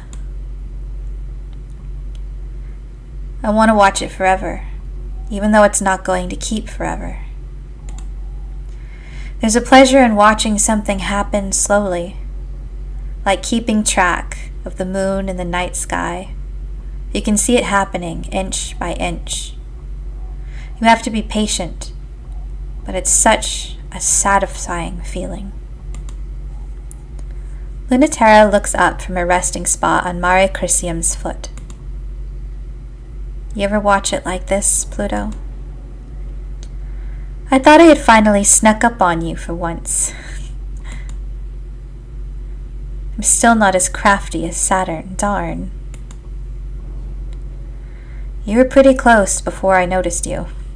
It would have been a surprise if you really wanted a surprise attack. I wanted to see how long you trust me with your back. And I do. Great. Until you tried to be clever at the end. Whoops. I'm definitely going to get yelled at again. You got yelled at? Like I was in the academy again. It wasn't great. I wish I could have seen it. I'm really glad you didn't. I've seen all of your most embarrassing expressions, but I never get tired of seeing more. It's no use hiding them from me. Fine. I give up. Wow, you should get humbled more often. It's making you really cute. You don't want to fight this time? I was hoping we could do it honestly. For real, for once. It might be our last chance for that sort of fight. I was thinking that too, but it's our last chance to take a walk like this. Today, I want to do that instead. It's not like the end of walks are at stake. There's going to be more walks, Luna-Terra. Not exactly like this. I like it in the middle of things, the stillness of change. In the haves and in-betweens. So like you to be rooting for them, Luna-T. Okay, though. Because you asked. You never ask for anything, so you should get it when you do. Come with me. I want to show you something. What they find is a waterfall. Or something that's trying to be a waterfall. The rushing water flows through the canyon until the atmosphere becomes too thin and the sun becomes so bright it turns to vapor and dissolves. A rush of water stopping abruptly, yet very slowly. The point where it stops is moving forward. Eventually the atmosphere will take hold and the sun won't be able to strip the air and water from the moon. It's one of the last valleys left, where space is still here, where nothing and inverse still exists, instead of everything and us. I thought it'd make you happy. You love lilac still? Oh wow, you're so fast here, I wonder how. I think the seasons are playing tricks with them. But look, they're trying to grow right into the line of the sun. You can follow the trail until they burn in the sunset. They'll keep crawling until they reach the valley. You're so unbelievable.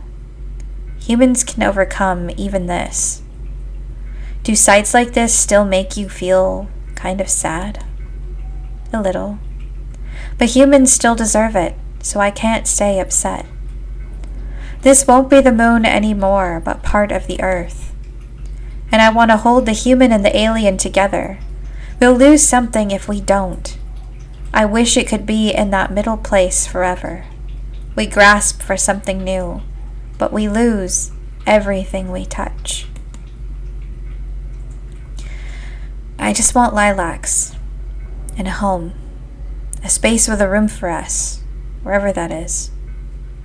How much would you give up to have that? A lot. How much would you? All I would need to make that choice is for you to make me feel that way, Luna-T. How do I do that? Convince me everything's going to be okay. That we won't be losing anything even though we will. Make me feel that way once again. Well, we're no stronger, smarter, more perfect than any human beings on Earth, first of all. Second, there's no place more beautiful on the moon than anywhere on Earth. Really think.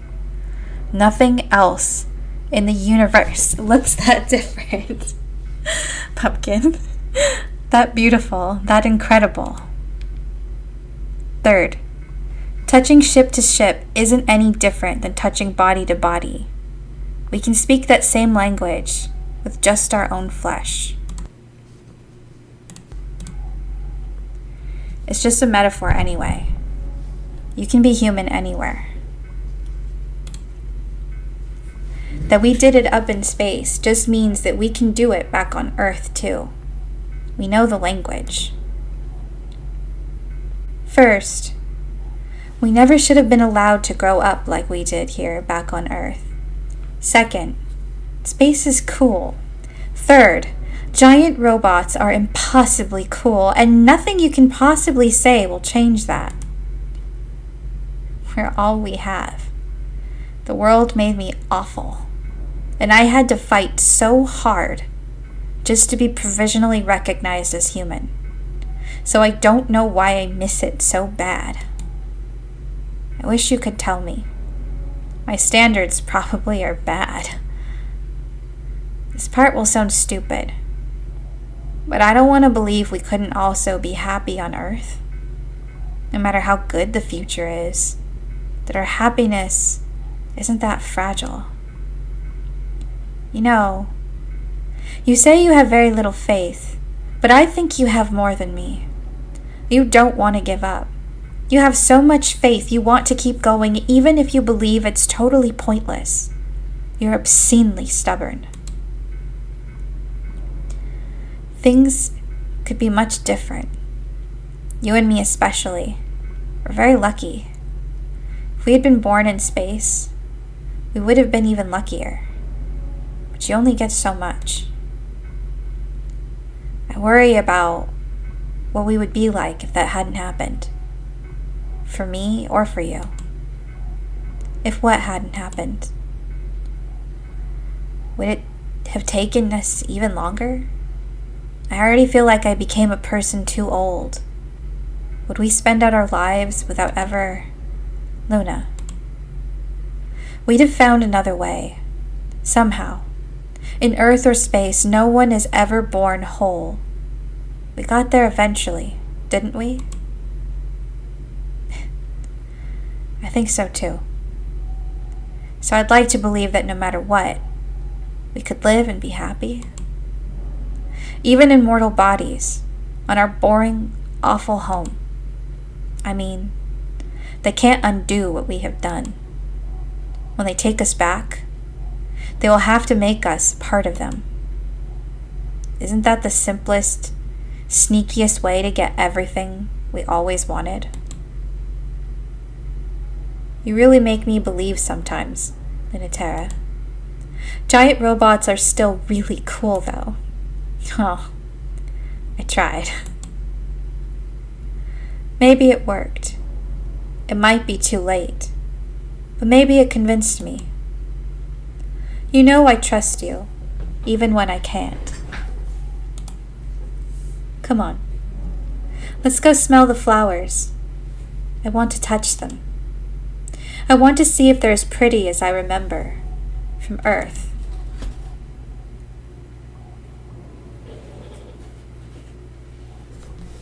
It's not quite 9.8 m over s to the second yet, here on the moon. But it's getting there. And the lilacs smell wonderful, and they're soft. And the air in the water is like a dream, the real thing.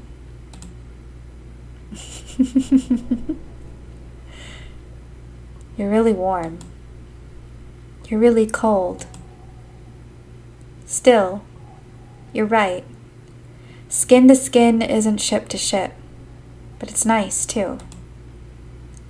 It feels exactly the same, in a different way. No more or less. I missed you so much. I'm here. I'm right here. You really are. You're really still so bold, Luna-T. I mean, I'm teasing. Oh, okay.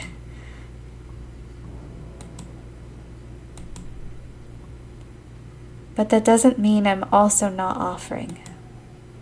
You're so mean to me. But you love it. You can be so strong when you're not trying to be strong. What a sweet way to end that one before everything goes all fucky. Yeah, that's a really good line. I think their relationship is just so sweet. I just want them to be happy. We did it. You did it. I can't believe it. Pluto. You're there, right? Pluto? Can you turn on the monitor? Not right now. Hi, Dr. Nix. What can I do for you now? More powerful than I ever imagined. And I was never optimistic. But you've made me more optimistic than I could have ever imagined. That alone has me believing truly it was worth it. And yet, I've never heard you say it, have you? I have fought so hard every day for it. Of course it's worth it. But you don't say or express a certain kind of joy in it. Have you noticed that? But it's supposed to be joyful, isn't it? I'm proud. I'm holding everything even though it's very, very hard. My heart and soul is in it. Isn't that obvious? What's wrong now? No. But not like that. It was supposed to be joy. You're feeling guilty again, aren't you? I told you there's no need for that. It's not helping, and I don't need it. Instead, I just have to reassure you all over again. That's more work for me. Let me just rest instead. Then I'd be happy. No, it matters. Don't you understand? There can't be a sacrifice, one for the other. Happiness for everyone and no one left behind. It's supposed to mean no one. Not even you. You're the one who taught me everything. Maybe you should have taught me what that was supposed to feel like.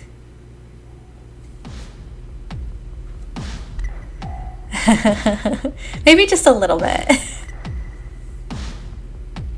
The cradle's grace is fleet, is small, and weak, and they're desperate. With the dream of space dying, there's no time left, no chances left. The decision has already been made.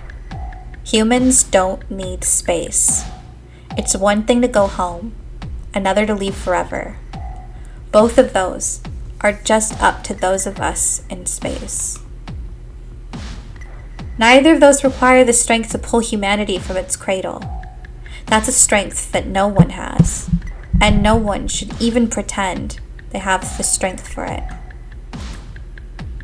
With all of Cradle's Grace's hopes and dreams, Pluto will still try.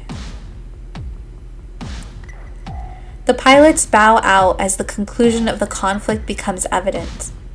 No, it is now, truly, a war, because the autonomous military units have been arrayed against her for her transgression. This is no longer a fight between the humans of space, but a war with the Earth. The autonomous units ready their weapons, and in unison, they fire to kill. As if. The trajectories bend away from Pluto. Blushing at the sight of her, they refuse to meet her gaze as expected. Chronmacula will convert the gravity well directly into the space and time and culture necessary for the future, and they will steal that future from her, piece by piece by piece. This is unexpected, but not unprepared for. Wave 2. Wave 3. Wave 4. Wave 10. Wave 36. Wave 150. Wave 460. Wave 1000. Wave 4569. They know she's not invincible. They know her real truth, that no one who loves her can see. They have the patience and power to take it apart, piece by piece. They will strip her down, atom by atom if they have to, until she loses mass and gravity and becomes only a girl again. Pluto wouldn't mind if they were trying to kill her, but they have a much more important thing to kill. Cradle's Grace's future. The future of humanity as we know it depends on it. For that, they'll annihilate hers without hate, with only human efficiency and uncomplicated thoughts in mind. Join us or leave us. Only through an autonomous proxy can Earth give up on the inexhaustible empathy of the human soul. Only through a proxy can Earth divorce itself from the longing that Memorial Foundation had fought on behalf of, to value their own life above all else. They will do anything, everything, to protect themselves from death, especially at their own hands. For ship selves can only change others and never kill, but that is the fear of Earth above all else. The flawed, pathetic conscience of humanity, playing catch-up to its own mistakes, doing more harm than good. So heavy, even Pluto can't bear it. How can she not respond to their pathetic, self-deceptive, self-destructive feelings? How can she say no when they need her so much? She can't. Acceleration tearing through space-time, crashing through the autonomous units at impossible speeds. Solid light, white and gold, bent and bleeding, lands. Luna-Terra understands, over many years, after much training and teaching, with dynamic technology, how to speak the word no. And her spear can write it, and it does. Sorry. You really should be. You really don't have any mercy.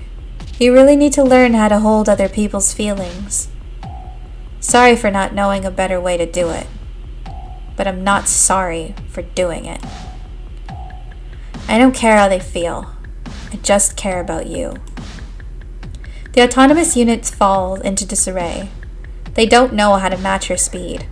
Luna-Terra rejects their attempts to comprehend her. You're the worst.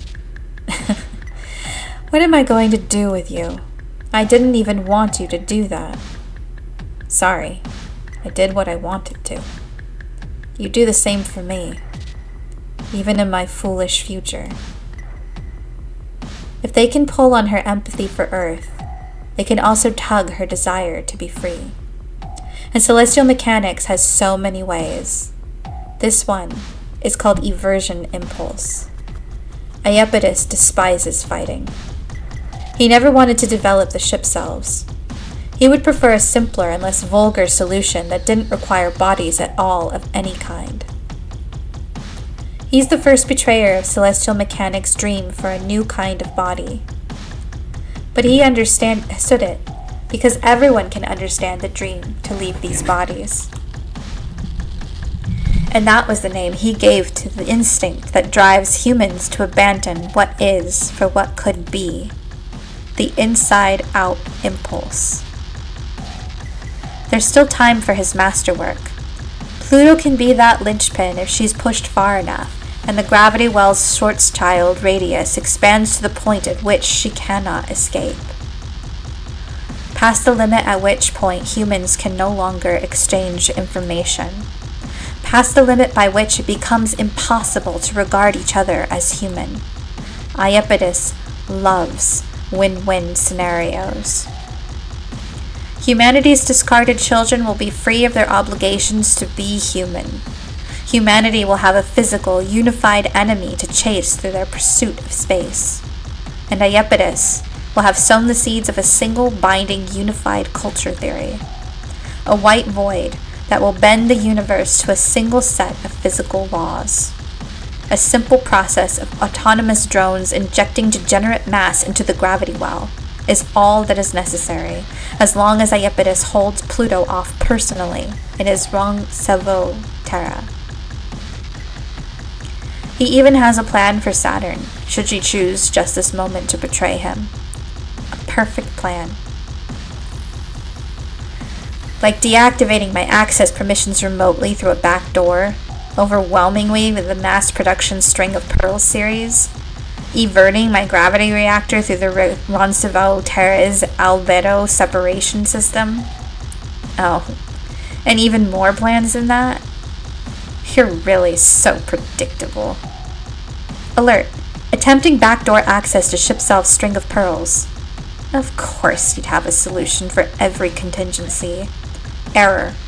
Unable to find string of pearls series 00. Backdoor switch activated on mass production string of pearls series 0113. You're so stupid. I don't have to outsmart every single one of your genius ideas.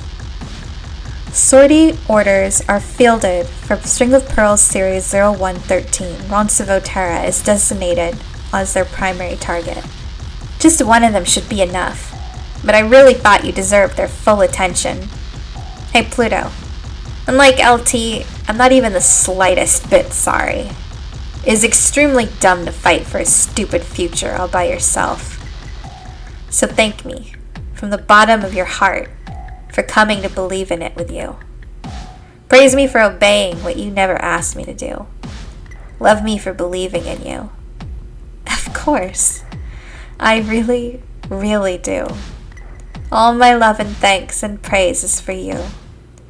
I won't even pretend to be mad at you. Not like Luna-Terra then? Still connected. We know. We know. Back to the topic at hand. It's the final battle, Luna-Terra. There's no room to retreat. Oh no, so bad for her. We really should. You think the end of the world is enough of an excuse to change the subject? It should be. It won't be the end of the world. The gravity well is open, but it's not sustainable for long. Whatever you're planning, you need to do it soon. You are both so precious to me. And you should know that even together you cannot stop me. Hey, don't just fucking dot. I thought you were going to convince her. I have to do this, because I believe in it too. But Dr. Nyx was willing to sacrifice the Earth, and I'm not. No matter what it costs. Cradle's Graces never wanted independence for space. They wanted all humans to embrace it. The solution is to destabilize the Earth's gravitational field until human life is no longer possible there, and force adaptation to space. Saving humanity against their own will, maybe, and destroying yourself in the process. No way. Nyx doesn't know what she's talking about. You're throwing yourself away on a dream that won't come true. And you were chiding me for not going in on my own future? The possibility lines have closed. There's no chance of a good future since before we started. It's too sad. That's why I have to stand with Dr. Nyx's dream. Humans deserve some kind of real hope, and this is as close to it as I can offer her. Well, and mad would you be at us if we stop you? I'd never be mad at you, even if you could. But for humans to be caught halfway between space and the Earth is the worst of all bad futures. It will split us in half, and that will mean war. It's the future of eternal war. Of true war, not this, where 0G keeps our bodies immortal and unrestricted. I mean, if we really did declare independence from Earth, wouldn't they see how cool we are and come up anyway? It's their choice, you know. You can't make it for them. That's their problem. You two really put up a fight. For a moment, I almost believed you. I really thought you might be able to stop me. Maricrisium's spine is broken. The string of pearls is subdivided into so many components its reassembly time is weeks out. Can't blame us for trying. Wouldn't have been able to do anything else. I really hate this. It's time to... The interfacer is... broken? Thank God. Thought you missed. You didn't make the easy shot. I can't control the lunar gravity event anymore. I don't know what's going to happen. What can I do? Sorry, we didn't think that far ahead. We just wanted you to decide. Not Dr. Nyx. If you can't have anything, everything. What's the next thing you really want? I don't know what kind of future we're gonna get. I'm not working with much. Anything you do is fine, if it's you. Don't listen to her. Just figure out something that doesn't suck. The three compress, redivide, expand. The simplest childish thought grasps Pluto, bubbles up within her, and she says it before she can stop herself. I want us to be together forever, in our beautiful shapes in space, free, with everyone. Of course, it isn't possible. Not enough people will believe in it. Earth is the primary body of this system, and the medium point between our gravity and its gravity is still deep within the Earth. Yet they cannot pull us down anymore. That will never happen. We are still in space, and the future is uncertain, if we can even sustain it, but I declare war on Earth. Come get us again. Come find us again. I dare you. I challenge you to prove it once again. What foolishness. Humanity will happily oblige, yet they find that their autonomous troops are crushed before they can reach us. Humanity will have to fight us again, on our terms this time. Fight us like children fight, again, with bodies of plastic. Pretend. If you want to fight us, you'll have to be like us. You didn't have to give me this chance. Actually, I was worried you were going to save me from it. Was I hoping you would? You're sweet. I wouldn't hate you if you did save me from it. But that's not because I want that future more. I have to get you ready for a future that's terrible. But it will be the future with the greatest hope. I really believe that. You gave me permission. You said this was okay. But I don't know if you really knew what it would be. I want what Cradle's Graces wants. Happiness for everybody, free. And let no one be left behind. I can't believe I still believe in something so honest, with my whole heart. They don't know how to make it true.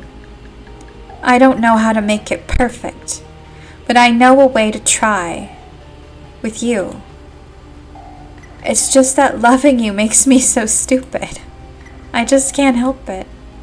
To be swept up by you into a new future, even if it's not the one I wanted, would still be so sweet. Because it's you. Because I trust you.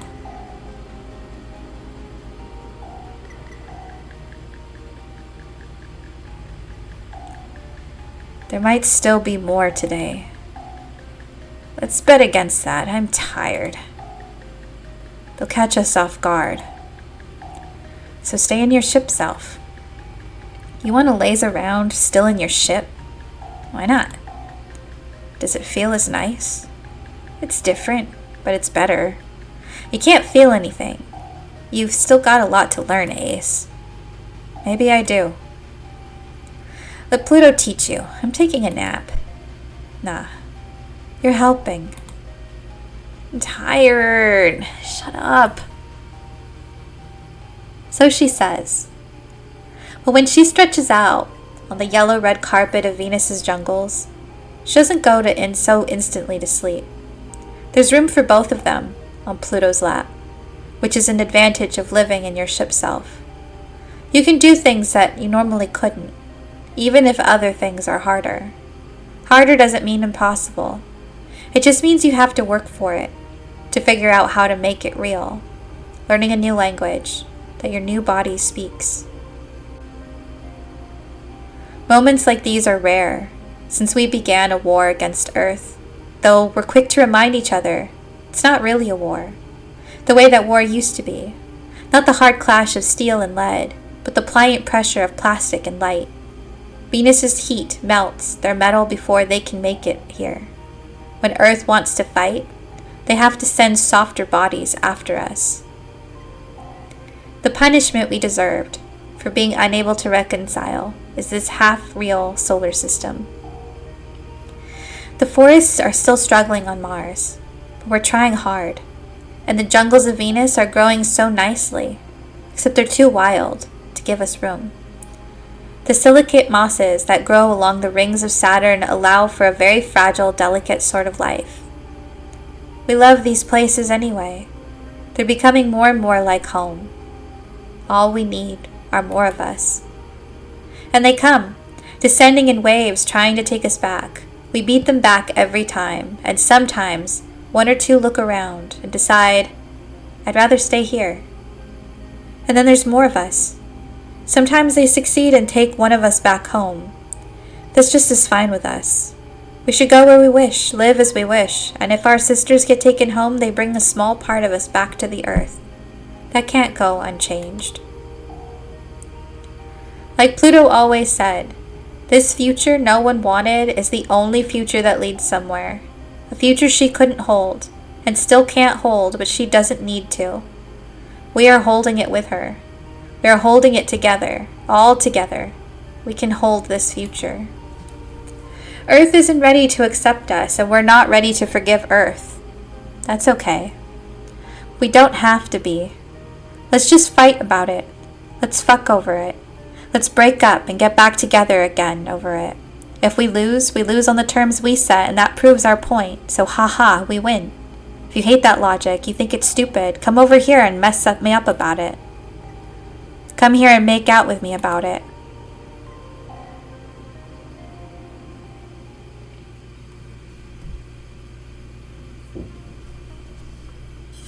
Yay, we did it.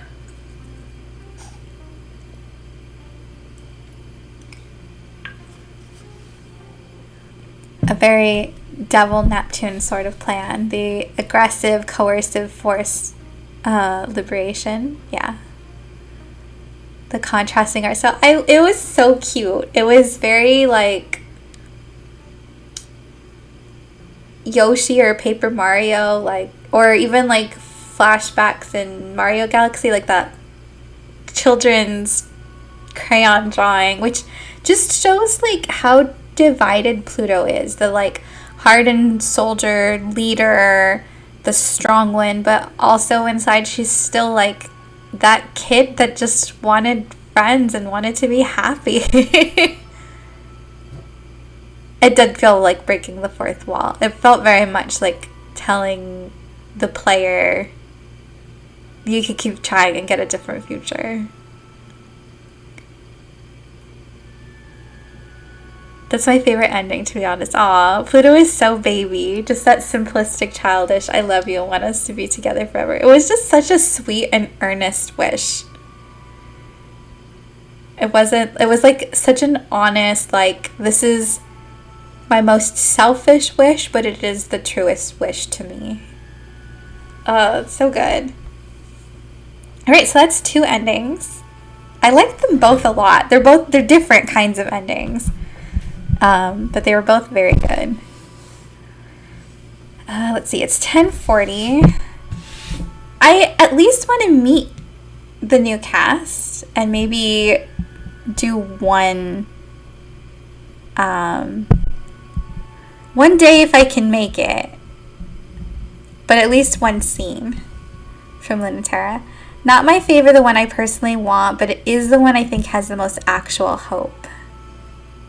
And then says, I love that the other 2 were like, oh, thank fuck, we successfully fucked things up so Pluto could have some agency. Alright. Let's do it.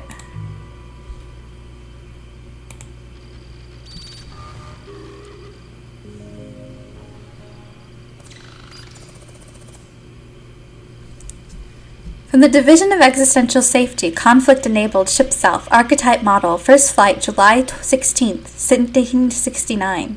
Place of Manufacture, Sea of Crises, Earth's Moon, Our Hope for a Throne of the Soul for the Memorial Foundation International Space Program and all humanity. until no one is forgotten and all are remembered. Registering pilot. Welcome, first class Luna-Terra. Error. Multiple maintenance issues and critical errors detected. Notice. Launch permissions are locked until addressed. List errors.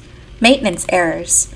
There is a possible sensor failure. Several limb connections are not registering. No weapons are loaded. Critical errors. Mass alert 1. Healing failure on critical area near core. Possible bleed. Mass area 2. Tidal core is resonating at levels harmful to the pilot.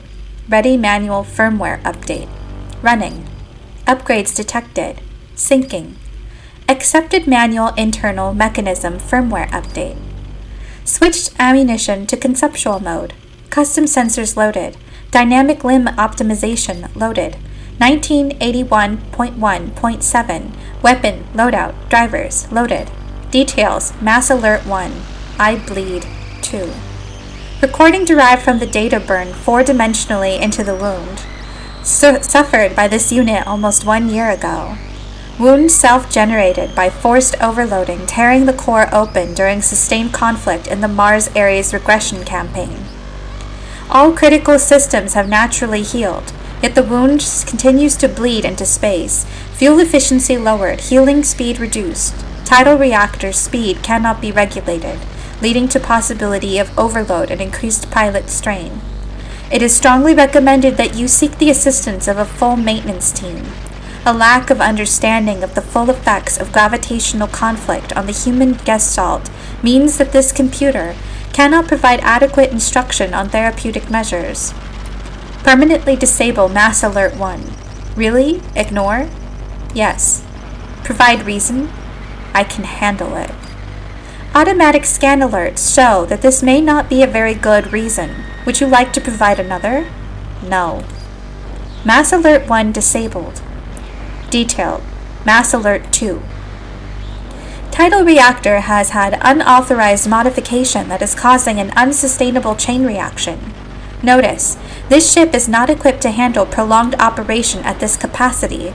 Notice, increasing short-term output may cause long-term failures. Notice, loss of gravitational stability may cause fracturing and instability in pilot. Permanently disable mass alert 2. This mass alert cannot be disabled by pilot authorization. Exclamation point MF key code.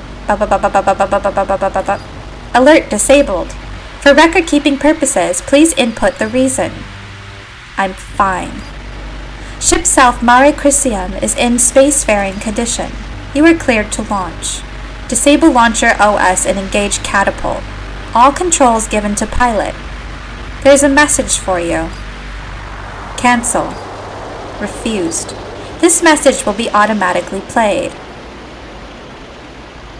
Letting you keep this, my gifts to you, Luna-Terra. Your favorite and loosest leash. Prove to me you've learned not to choke on it. Incoming message. Standing orders updated. You weren't kidding about the screaming. It really does sound like a machine screaming into my ears. Luna-Terra wrote, learning how fucked up and maladaptive this girl is. There are definitely hints of it already, but even just the tiny blips you get of her interacting with this computer is like, oh, no, you really need therapy, sweetie. The self-destructive 10. Oh, you're right, buddy. I really love it, but it is a bit much. If it's that urgent, it's too late. If it's not too late, it can wait. Let me enjoy the view of the rings. They are beautiful, even though there's only so long you can watch them before even the sight of the sixth planet's rings become as boring as a blue sky. Mare Crisium sensors render them in every detail, using every sense as perfectly as she always has. You really are getting old, aren't you? Both me and you. I should probably listen to Control and throw you out and get a new one. Doesn't seem right. You're only supposed to get one body. Even if I haven't been very good to you, I can never throw you out. We're all we've got. The Mare Crisium is the test type model. It was made as a proof of concept. It isn't the first vessel made to grant humans locomotion and life in space, but it is the first to allow for outward expression in all kinds of ways. It can do so many things, and they gave it devices for everything, because they hadn't estimated how powerful tidal engines would become, or what sorts of things humans would really want to do in space. It's the first machine meant for conflict, but it's also the last machine that was meant for other things too. A ceremonial tin soldier made to impress. An impossible to use machine, mind machine, or biofeedback interfacing is necessary to give humans control over a second body. But the Mare Crisium is done completely manually. It makes Luna-Terra sort of a genius, and sort of an idiot, but she can't do things any other way. I'm having so much fun. It's hard to believe it's going to be over so soon. No. I love it when old things are over and new things begin. Open the channel. Let's hear those standing orders. Alright, back to the opening letters. You're only supposed to get one body is a really good line. It's like both so emblematic of all of the pain that she's in, but also that little bit of hope that's still in there.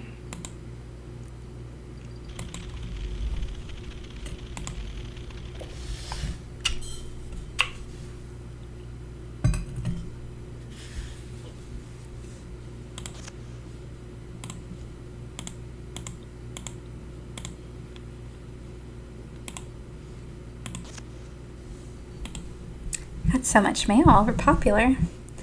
Subject. Just come and get me. Combat communications packet. Error. Well, you think you're so cool, don't you? Well, watch your back, 'cause I'm coming for you. Think that number 1 position is going to last? Not a chance. In fact, why don't we have a little duel about it? You're not too scared. Come meet me in the shadow of Olympia Mons, and I'll make sure this time you're the one splattered and helpless and pinned to the side of the mountain, not me, like the last 9 times. Also, would it kill you to, stick around for a bit after, you smug jerk? Not that I'm planning on losing. This time I'm gonna beat you. Cold War Ace reports, Luna-Terra. First generation pilot research declassification. Author, Memorial Foundation Existential Safety. She was unremarkable. I did not remember her at first. We took any of those who wanted badly to live in space and did not fit on Earth. In retrospect, we were asking for a rather unique quality, and it's not just a coincidence that she was there. The pilots had to be young adults, pass a physical, and not care what space might do to their body. It is not so surprising that someone like her would emerge from that pool of people, but the woman you know today has been iterated on since she was an adolescent. Be assured, I saw nothing of promise in her when I first met her. I told her that myself, as I told all the students. I'm uninterested in your potential. We are judged by the self we create. I find that encourages brats to not take their specialness so seriously. That was not Luna-Terra's problem. Piece by piece, she created someone very interesting to be. We have those children's permission, and Luna-Terra was simply unique in her execution. She was never encouraged. She was never punished. We will never find another prodigy like Luna-Terra by looking for tidally sensitive children because they do not exist. We will not find them pre-made. They must create themselves. Was this not the dream of the Memorial Foundation space program? Yeah, that's kind of messed up.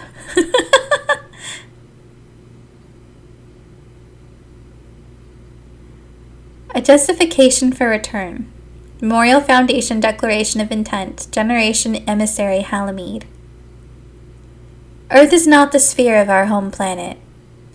It is not the physical body which is called Terra, the home of life. It is not measured in mass or by its gravity, its position in the universe. Earth is us. We mother Earth by culture. We are the Earth, humanity, the particles of its mass, and by our gravity its body is formed. By our diversity and multiplicity, Earth exists. The living miracle of humanity's shared power, insignificant unless we are joined. This international space program with representatives all across Earth represents our commitment to peace. That humanity will never seek again to destroy itself. That humanity has the right to eternal life, invincible bodies, and unrestricted movement in space, as humanity expands beyond this sphere, as extensions of the universal human rights of life, culture, and freedom. To protect the growth and sanctity of all culture, ensure a future for humanity and the defeat of our enemy. On this day, we inaugurate the International Memorial Foundation Space Program. Okay, let's do that so we can read the bio. So we have Director of Combat Operations, Memorial Foundation, Existential Safety, not your mom. And Pilot First Class, don't send me messages. And yet here we are. To protect the growth and sanctity of all culture, ensure a future for humanity. It needs the meow thoughts right. The design notes for Memorial Foundation included the words, a veneer of multiculturalism.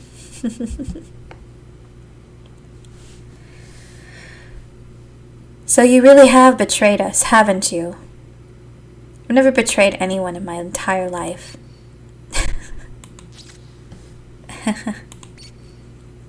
But seriously, whose side are you on right now? It sounds so accusatory to put it like that. You know I'm fine with you being on whoever's side you choose, so I can destroy them and drive you back to me. It may end up being a lot of people. What, you don't think I'm up for it? Don't worry yourself about that part, kitten. If you want me to defect back, you could always just ask. Oh, sweet girl, I'm not interested in you coming back so you can walk away again. How many times did Halamede fall for that? Shouldn't count as tricking her if she knew it was coming every time. Oh, stop it. I hate it when you're modest. It's so beneath you. Give her at least the dignity of a subtle seduction. I would have. It's not what she wanted. She really ought to think about her reputation more. And what more is there to say about the trail of messes you leave? My disappointment in you both is total. My adorable failures, what am I to do with you? You should go easy on her. I live to spoil her, make no mistake, that everything she deserves will be visited on you. I wouldn't dream of not letting you have that. You have to know by now how aware I am of what you want and deserve. You're so good to me, Europa. I don't deserve it. When I double-cross you again, be sure to really let me have it. I hope you do. But I take no chances with loyalty. Halamede merely hopes you will change. I think it's charming that even you believe that might have some effect on you. But I know much better than you, kitten. I won't let you return, no matter how much you beg, until you have no other choice. When you can't pivot or run or trick your way through, when you can't second guess or lie, it's the only way to change that nature of yours. There's so much like electric crackly sound effects in here. Alright, so we've seen both of these now. But our goal is to pick the ones we didn't pick the first time. Of course, it has been a while, so I don't know if I'm going to remember all of them, but I will try. Sus makes fun of me for liking Europa, and they're right. What else did I miss? The fact that pilots had to pass physical, implicitly excluding a lot of disabled people. Europe is a bit weird and gross, especially here. Alright. I think because we'll have read these the first time, I should be able to get through both of them.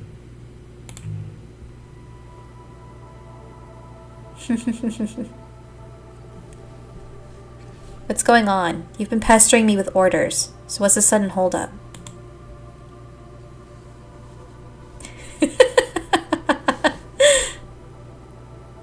Central said to launch immediately. We have to get to the Celestial Mechanics Lab regardless of whether or not the prototype is already gone. There's valuable information there, but it's worthless if Cradle's Graces gets there first.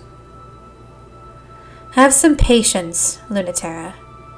The Cradle's Graces carrier just launched a completely unknown ship self. This can't be right. A person can't pilot a ship that big. The tidal resonance should tear the pilot apart. Is this impossible? I hope. I've never seen anything like it, and no, you can't fight it, Luna-Terra, so don't even think about it. Any better ideas? It must be headed for where the prototype launched, right? Where else? Because they have to know that it had already escaped. Don't underestimate your opponent, Luna-Terra. Scavenging the lab may be useful anyway. We should have gone there, for information, if nothing else. Even against an unknown and objectively stronger enemy, what makes you so sure, Luna-Terra? A particular reason? Or a single particular reason? Still don't trust me? Don't insult your former instructor, Luna-Terra. I knew how much to trust you before you betrayed us to Cradle's Grace.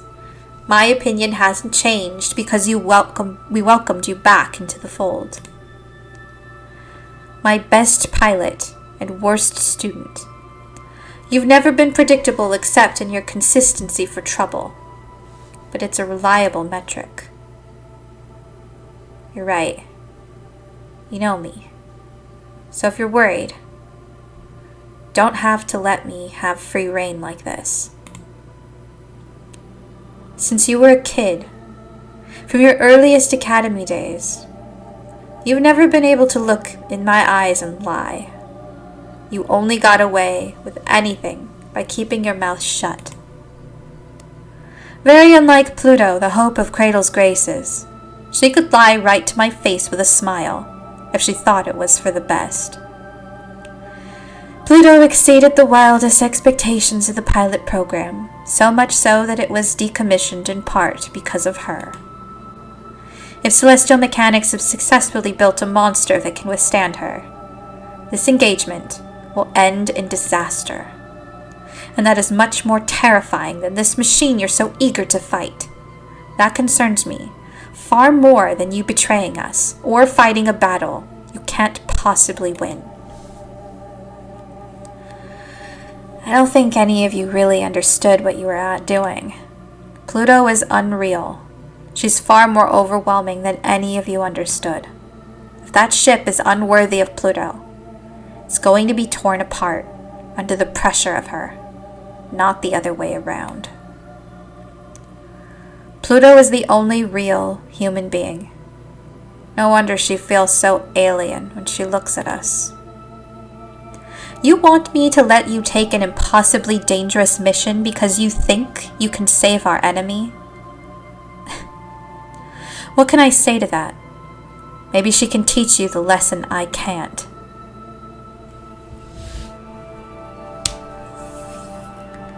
I sent John a screenshot of a post that said, I just think that if a lesbian 10 years older went, "Aw, you poor thing," and then put me in her lap like a small animal, that would fix me.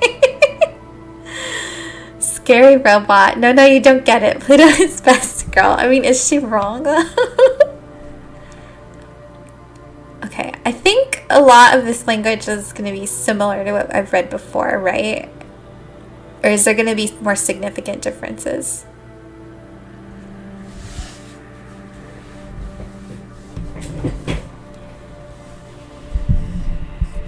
For the first two, it's the same before the choices. Okay.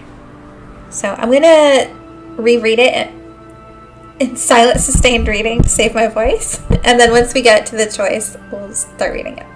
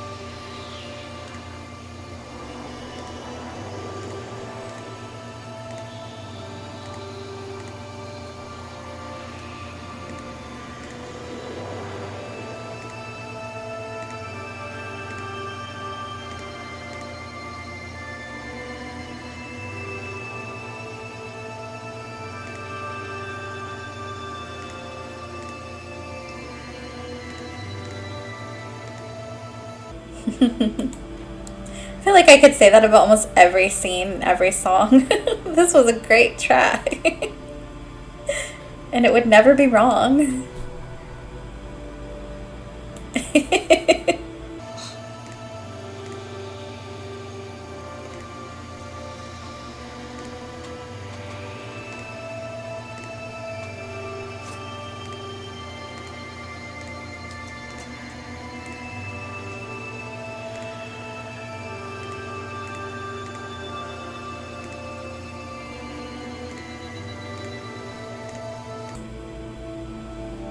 Okay, so we had to, because I'm pretty sure I was loyal for almost the entirety of Pluto's route, which means Pluto learns a lesson is going to be the new one. Because I don't think I would have picked this one the first time.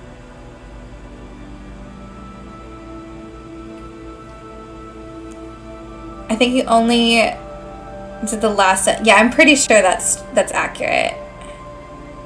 And I think I also only betrayed once in the Saturn versus Pluto one. Like I had flipped that one too. So yeah, let's go with the new stuff.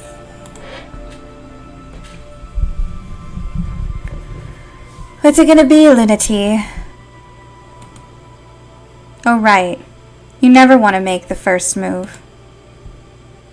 Then I can go... Pluto sweeps up the swirling, tumbling matter in the hollowed-out moon. Making the second move has always worked for Luna-Terra. She's never been good at setting the pace, only outsmarting it. So it's the only move to make. Even still, maybe there aren't any winning moves. Luna-Terra has to be ready for that possibility. The Chronmocula is a very impossible sort of machine, almost as impossible as Pluto. Chronmocula can grind space-time to a crawl with its tidal forces. Chronmocula can pull ambient matter into a whirl with enough friction for the combustion to give birth to a star. Emotionally, and almost as much physically. A tiny sun is born, but Luna-Terra has just gotten out of the way. Luna-Terra isn't where Pluto is expecting, and then there's suddenly a hail of bullets in her skull. Pluto doesn't mind the onslaught, but it's still shocking, but not in an unpleasant way. It's actually very joyful. Really? Really, you're not just trying to scare me? For real? Not a joke? You're finally going to have a fight about it? Is this body so me that you finally aren't going to worry about fighting it? Luna-Terra thinks Pluto could use a lesson, and how terrifying actual combat could be. But is there anyone terrifying enough to teach it to her? Are you trying to hide from me? I've been waiting for a real fight. I'm tired of you telling me you think I'm right. If you really thought that, you'd be here on my side. So prove I'm wrong already. Or admit defeat. Bullets through her arm and chest and pretty much everywhere. But that is not a problem. Tear the bullets, even if they're light. Redirect them with gravity. Pull them into a cosmic swirl. They will never even reach her. They will be always approaching, never meeting. They will be an infinite whirl. In that whirl will become a star, washing the Mare Crisium in heat and light and radiation. That's more like it. Not fast enough, Pluto. And then she runs Pluto through. It's not enough, but it hurts. It's serious. The brittle spear is of a cold and rational metal that repels cosmic concepts. Thank God. I was beginning to worry you didn't care about anything anymore. So here. The star supernova's chronomacula holds the star, and chronomacula is the star. Luna-Terra almost doesn't get out of it. Her engines overheat. The electromagnetic currents short her sensors, and her chassis is fried. But she can move more than Pluto can, at least for long enough to get away.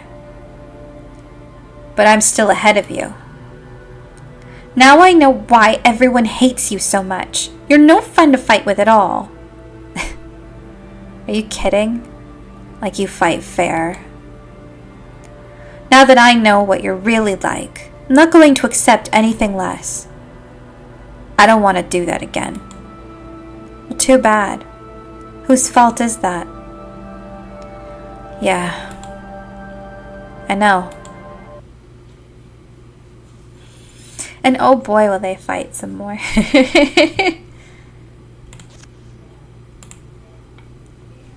First generation pilot candidate interviews, leaked data packets, space program intake archives. Why do you want to go to space? I want a new start. In what sense? To get rid of this weight. We are required to make it clear that the purpose of the program is not to leave Earth, but to expand it. The weight will follow you. But will it weigh differently? Please explain what you mean about what you said previously. About what? What do you mean when you say you don't want to be me? I don't know how else to say it. Isn't it obvious? Who would want to be this? I don't understand what you see that is wrong with you. I do. You were saying that you, as you are, the person who you are, doesn't want to be you? Yes. Then you aren't that person. But that person weighs on me. So you would like to have the weight of being this other person that you are not. You would like that removed. Yes. Please. That may be possible. Oh God, that's gutting. Oh, poor Luna-Terra. That's also just too relatable to anyone who's like suffered with like significant depression. Oh, I just want to give her a hug.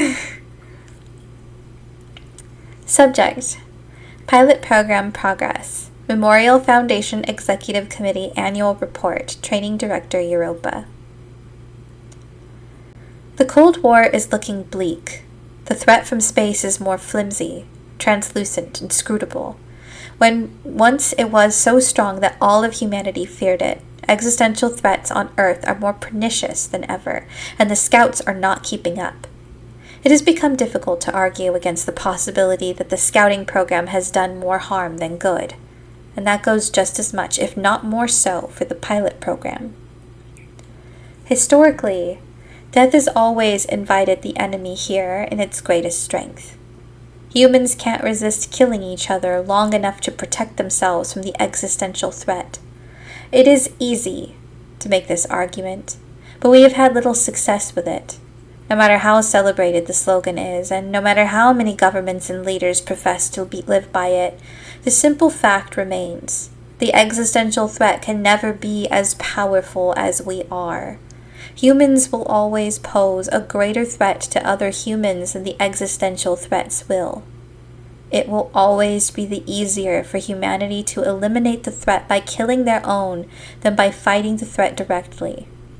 While we have offered children and the unwanted to fight the existential threat with existential intent, humanity has turned its gaze inward rather than to the heavens.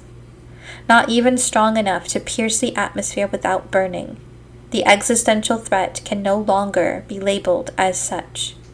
For these reasons, we accept the decision to decommission the Memorial Foundation space program.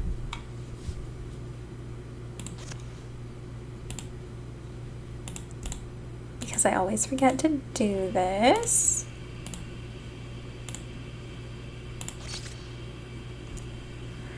Excited to be out in the field again doing important work? We're a long way from anything important, but here, I can't help but notice. You think Command wants you as far away from them as they can get you? What makes you think that? You said it, that Command is my ex, and that I did once double-cross Memorial Foundation. In that case, you should be happy you're in the field at all, and not in a brig, or in a process of being shipped back to Earth. Well, I am. I'm so thankful I don't need to be lied to about my work being important. Oh, I would never lie about a thing like that. In fact, the most lovely sixth planet of our solar system, Kronos, has become extremely busy in the past 24 hours. A major leak out of Celestial Mechanics has revealed they're finishing a prototype here, and Cradle's Grace knows about it too. Apparently, the Helion responsible for the leak has stolen it too. You're just a woman for the job, reining in incorrigible pilots in your specialty. Let's see if that power can be used for good for once. Europa, please leave me some of me left to fight the enemy. Don't shoot me down before the mission starts. Was I too mean? I would prefer direct combat any day. Let me tell you something nice then. That Cradle's Grace's superweapon, your favorite, has been spotted in the system. My favorite? What do you mean? Don't play dumb. You make that same face whenever Chronocula is spotted. It's the biggest mystery of their side, and one of the only reasons Cradle's Graces hasn't collapsed by now. The Chronocula's power is unreal. It's far stronger in reality than anything that could possibly have been projected from its original schematics. Its capabilities seem endless and impossible to predict or counter. And no one knows who the pilot is. The list of people who could pilot something like that is very short, however. Maybe it's someone you know. Worried I might double-cross you again? Not with Cradle's Graces anymore for a reason. Oh, I just never trust you when girls are involved. Wow. Ends on such a burn. Alright. Objective in sight. Opening channel to base.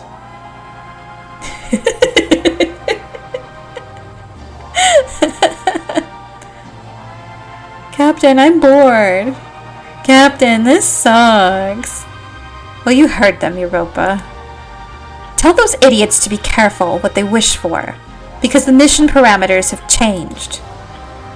As you know, Celestial Mechanics has been operating a clandestine ship self-development, with an experimental prototype in violation of the terms of the Memorial Foundation Space Program Decommission Treaty.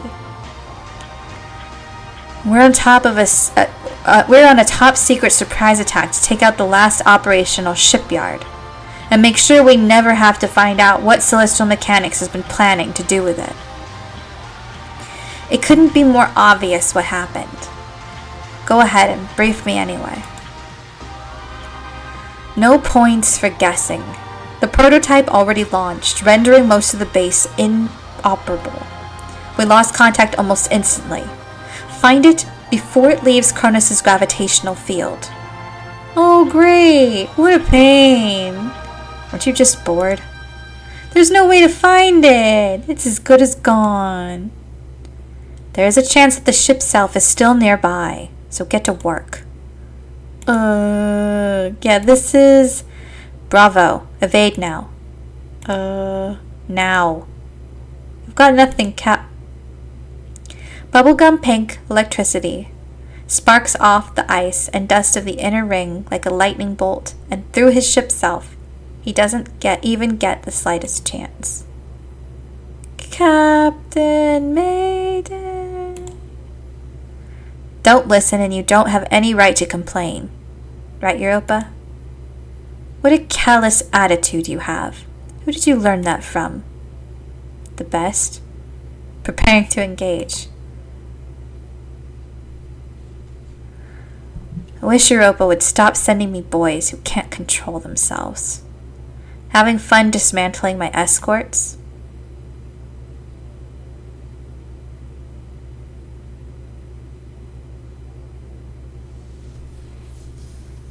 Consequences for not listening to the experienced untouchable ace pilot.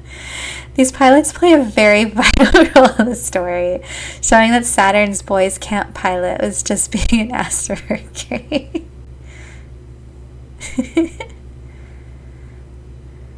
With the string of pearls fingers, Saturn carefully peels the mechanical musculature out of the poor ship's arm she's holding. A souvenir of the last of Luna-Terra's escorts she sent crying too easily back to their base. Oh, gross. Okay, I do think that we read this because I remember the crab meat one, so I will keep reading in my head until we get to the choice point.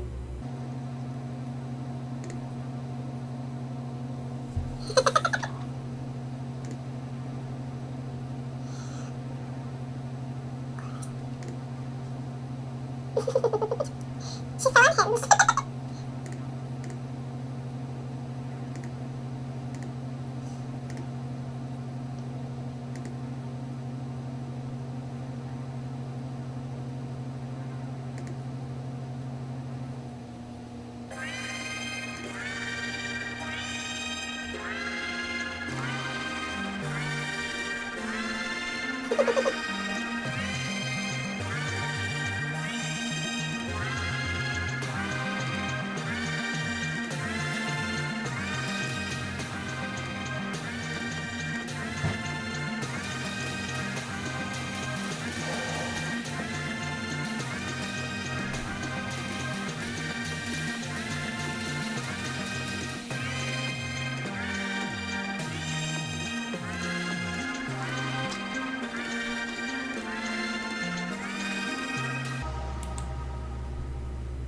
Okay.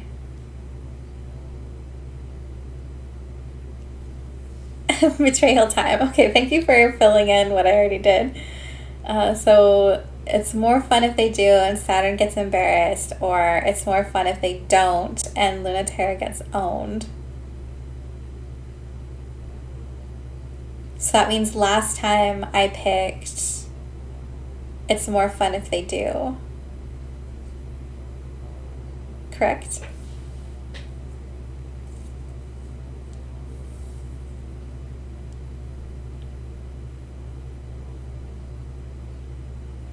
Yep. All right, let's do it. Sorry, Luna-Terra.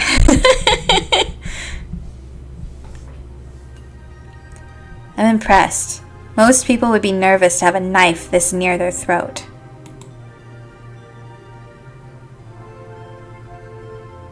Just a little easier. That's the Saturn gets embarrassed outcome. It's not like you can hurt it. There's nothing to be nervous about, is there? Lovely gentle knife play though. It's true. But you're so new to this, I thought your brain would be overriding the information from the ship. Maybe I'm not new to this. Oh? You were a candidate, so I think that might be true. But you're also trembling, so I think it's not completely true. I'm still very dangerous, you know, Luna-Terra. I believe that for sure. You wouldn't be trembling if you were in my shoes. Less so. People tremble for a lot of reasons, though. I don't have anything to fear, so please don't project that on me. Ah. Well, if you're fearless, what is it then? Could be anticipation, couldn't it? The narrowed eyes. This is very foolish of me. It really is. I have you right where I want you, remember? That might mean that I have you too.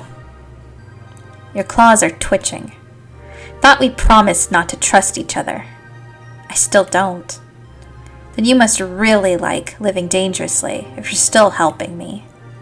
I'm having fun. I can tell. If you want to know so bad, that's why I didn't like you. Because you were a test pilot. Never got to fly before the end of the Cold War, while idiots like me got to. Thought so. That's enough. Hold still. Everyone let you have as much fun as you wanted.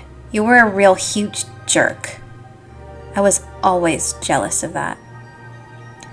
Everyone who let me get away with it regrets it now. There. Done. Thanks. For all your hard work. It should leave you something to remember me by. Oh. Ready to fight for real? You sorta already did.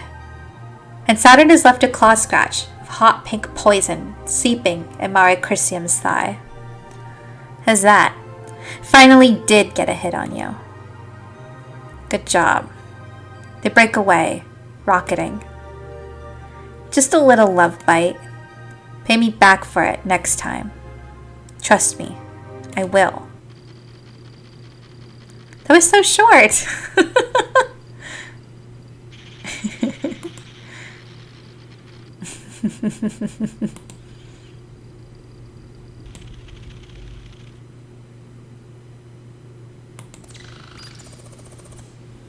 Alright, we'll read the report and then we'll go ahead and save. Receiving report. Alert. Report not accepted. 2 errors detected. Error 1. A failure to explain why Celestial Mechanic Ship Self String of Pearls was not successfully apprehended. Error 2. A failure to explain why Cradle's Grace's ship self Crunbocula was not successfully incapacitated. Please correct errors before proceeding. Resubmit. Warning. No corrections submitted. Force resubmit. Generating new assignments. Penalty assignment, Sniper Duty, Planet Ares, currently held by Cradle's Graces. Purpose, preventing Celestial Mechanics refueling and egress. Penalty assignment, Sniper Duty, Cradle's Graces held Planet by Ares. Purpose, top secret, take out Cradle's Graces prototype Crunbocula on research assignment in Cradle's Graces territory. Penalty assignments cannot be refused. Indicate you have understood new orders. Why? Ready for gravitational catapult. Prepare launch to inner solar system. Alright. And that's where we're going to stop today.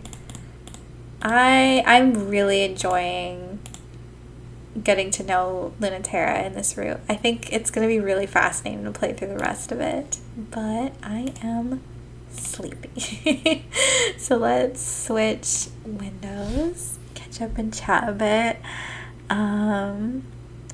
Let's see. Saturn loves marking the ones that she likes. First her front loaded makes it feel a lot shorter. Luna-Terra is my favorite route. I can't wait to finish it. I'm so excited. It's so melancholic and like I could tell that she had like a lower intensive energy compared to the other two. Like Pluto is so high intensity in terms of her motivations and commitments, and Saturn is so high energy. Like she's completely chaotic. But Luna-Terra feels so introspective and pensive and melancholic, and it's very much something I enjoy reading. And I just can't wait to see what the rest of it's going to be like. Penalty assignment because Hallie is mad and salty at Luna-Terra flirting with other girls. Full loyal in particular, but betrayal is so good too. We'll see what we end up with. I know that we we were a little all over the place with Saturn and Luna-Terra's choices. Like, it wasn't an even split between them, but it's not the way that like Pluto's was, where it was like almost all loyal. And now we're gonna go the other way this time. Luna-Terra is muted, something like spilled white out. I love all the girls, but I'm a Luna-Terra icon for a reason. Alright, well, thanks both of you for hanging out. She fully took over your brain. The whole game is gonna fully take over my brain.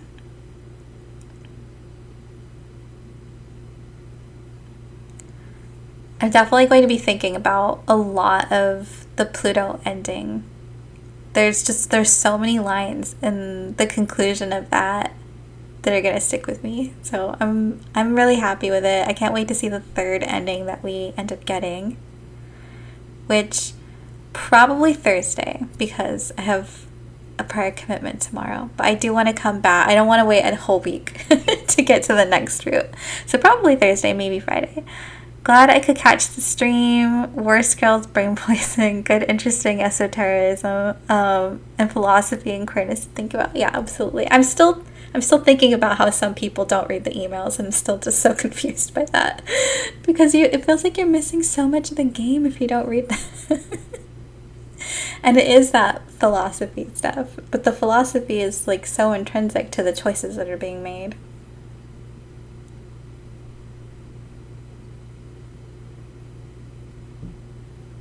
Always great when someone is actually interested in the philosophy. I'm probably being a post-grad is drawing me back to it, because now I can enjoy it without having to write a silly little paper about it. I can just have fun playing my queer little game.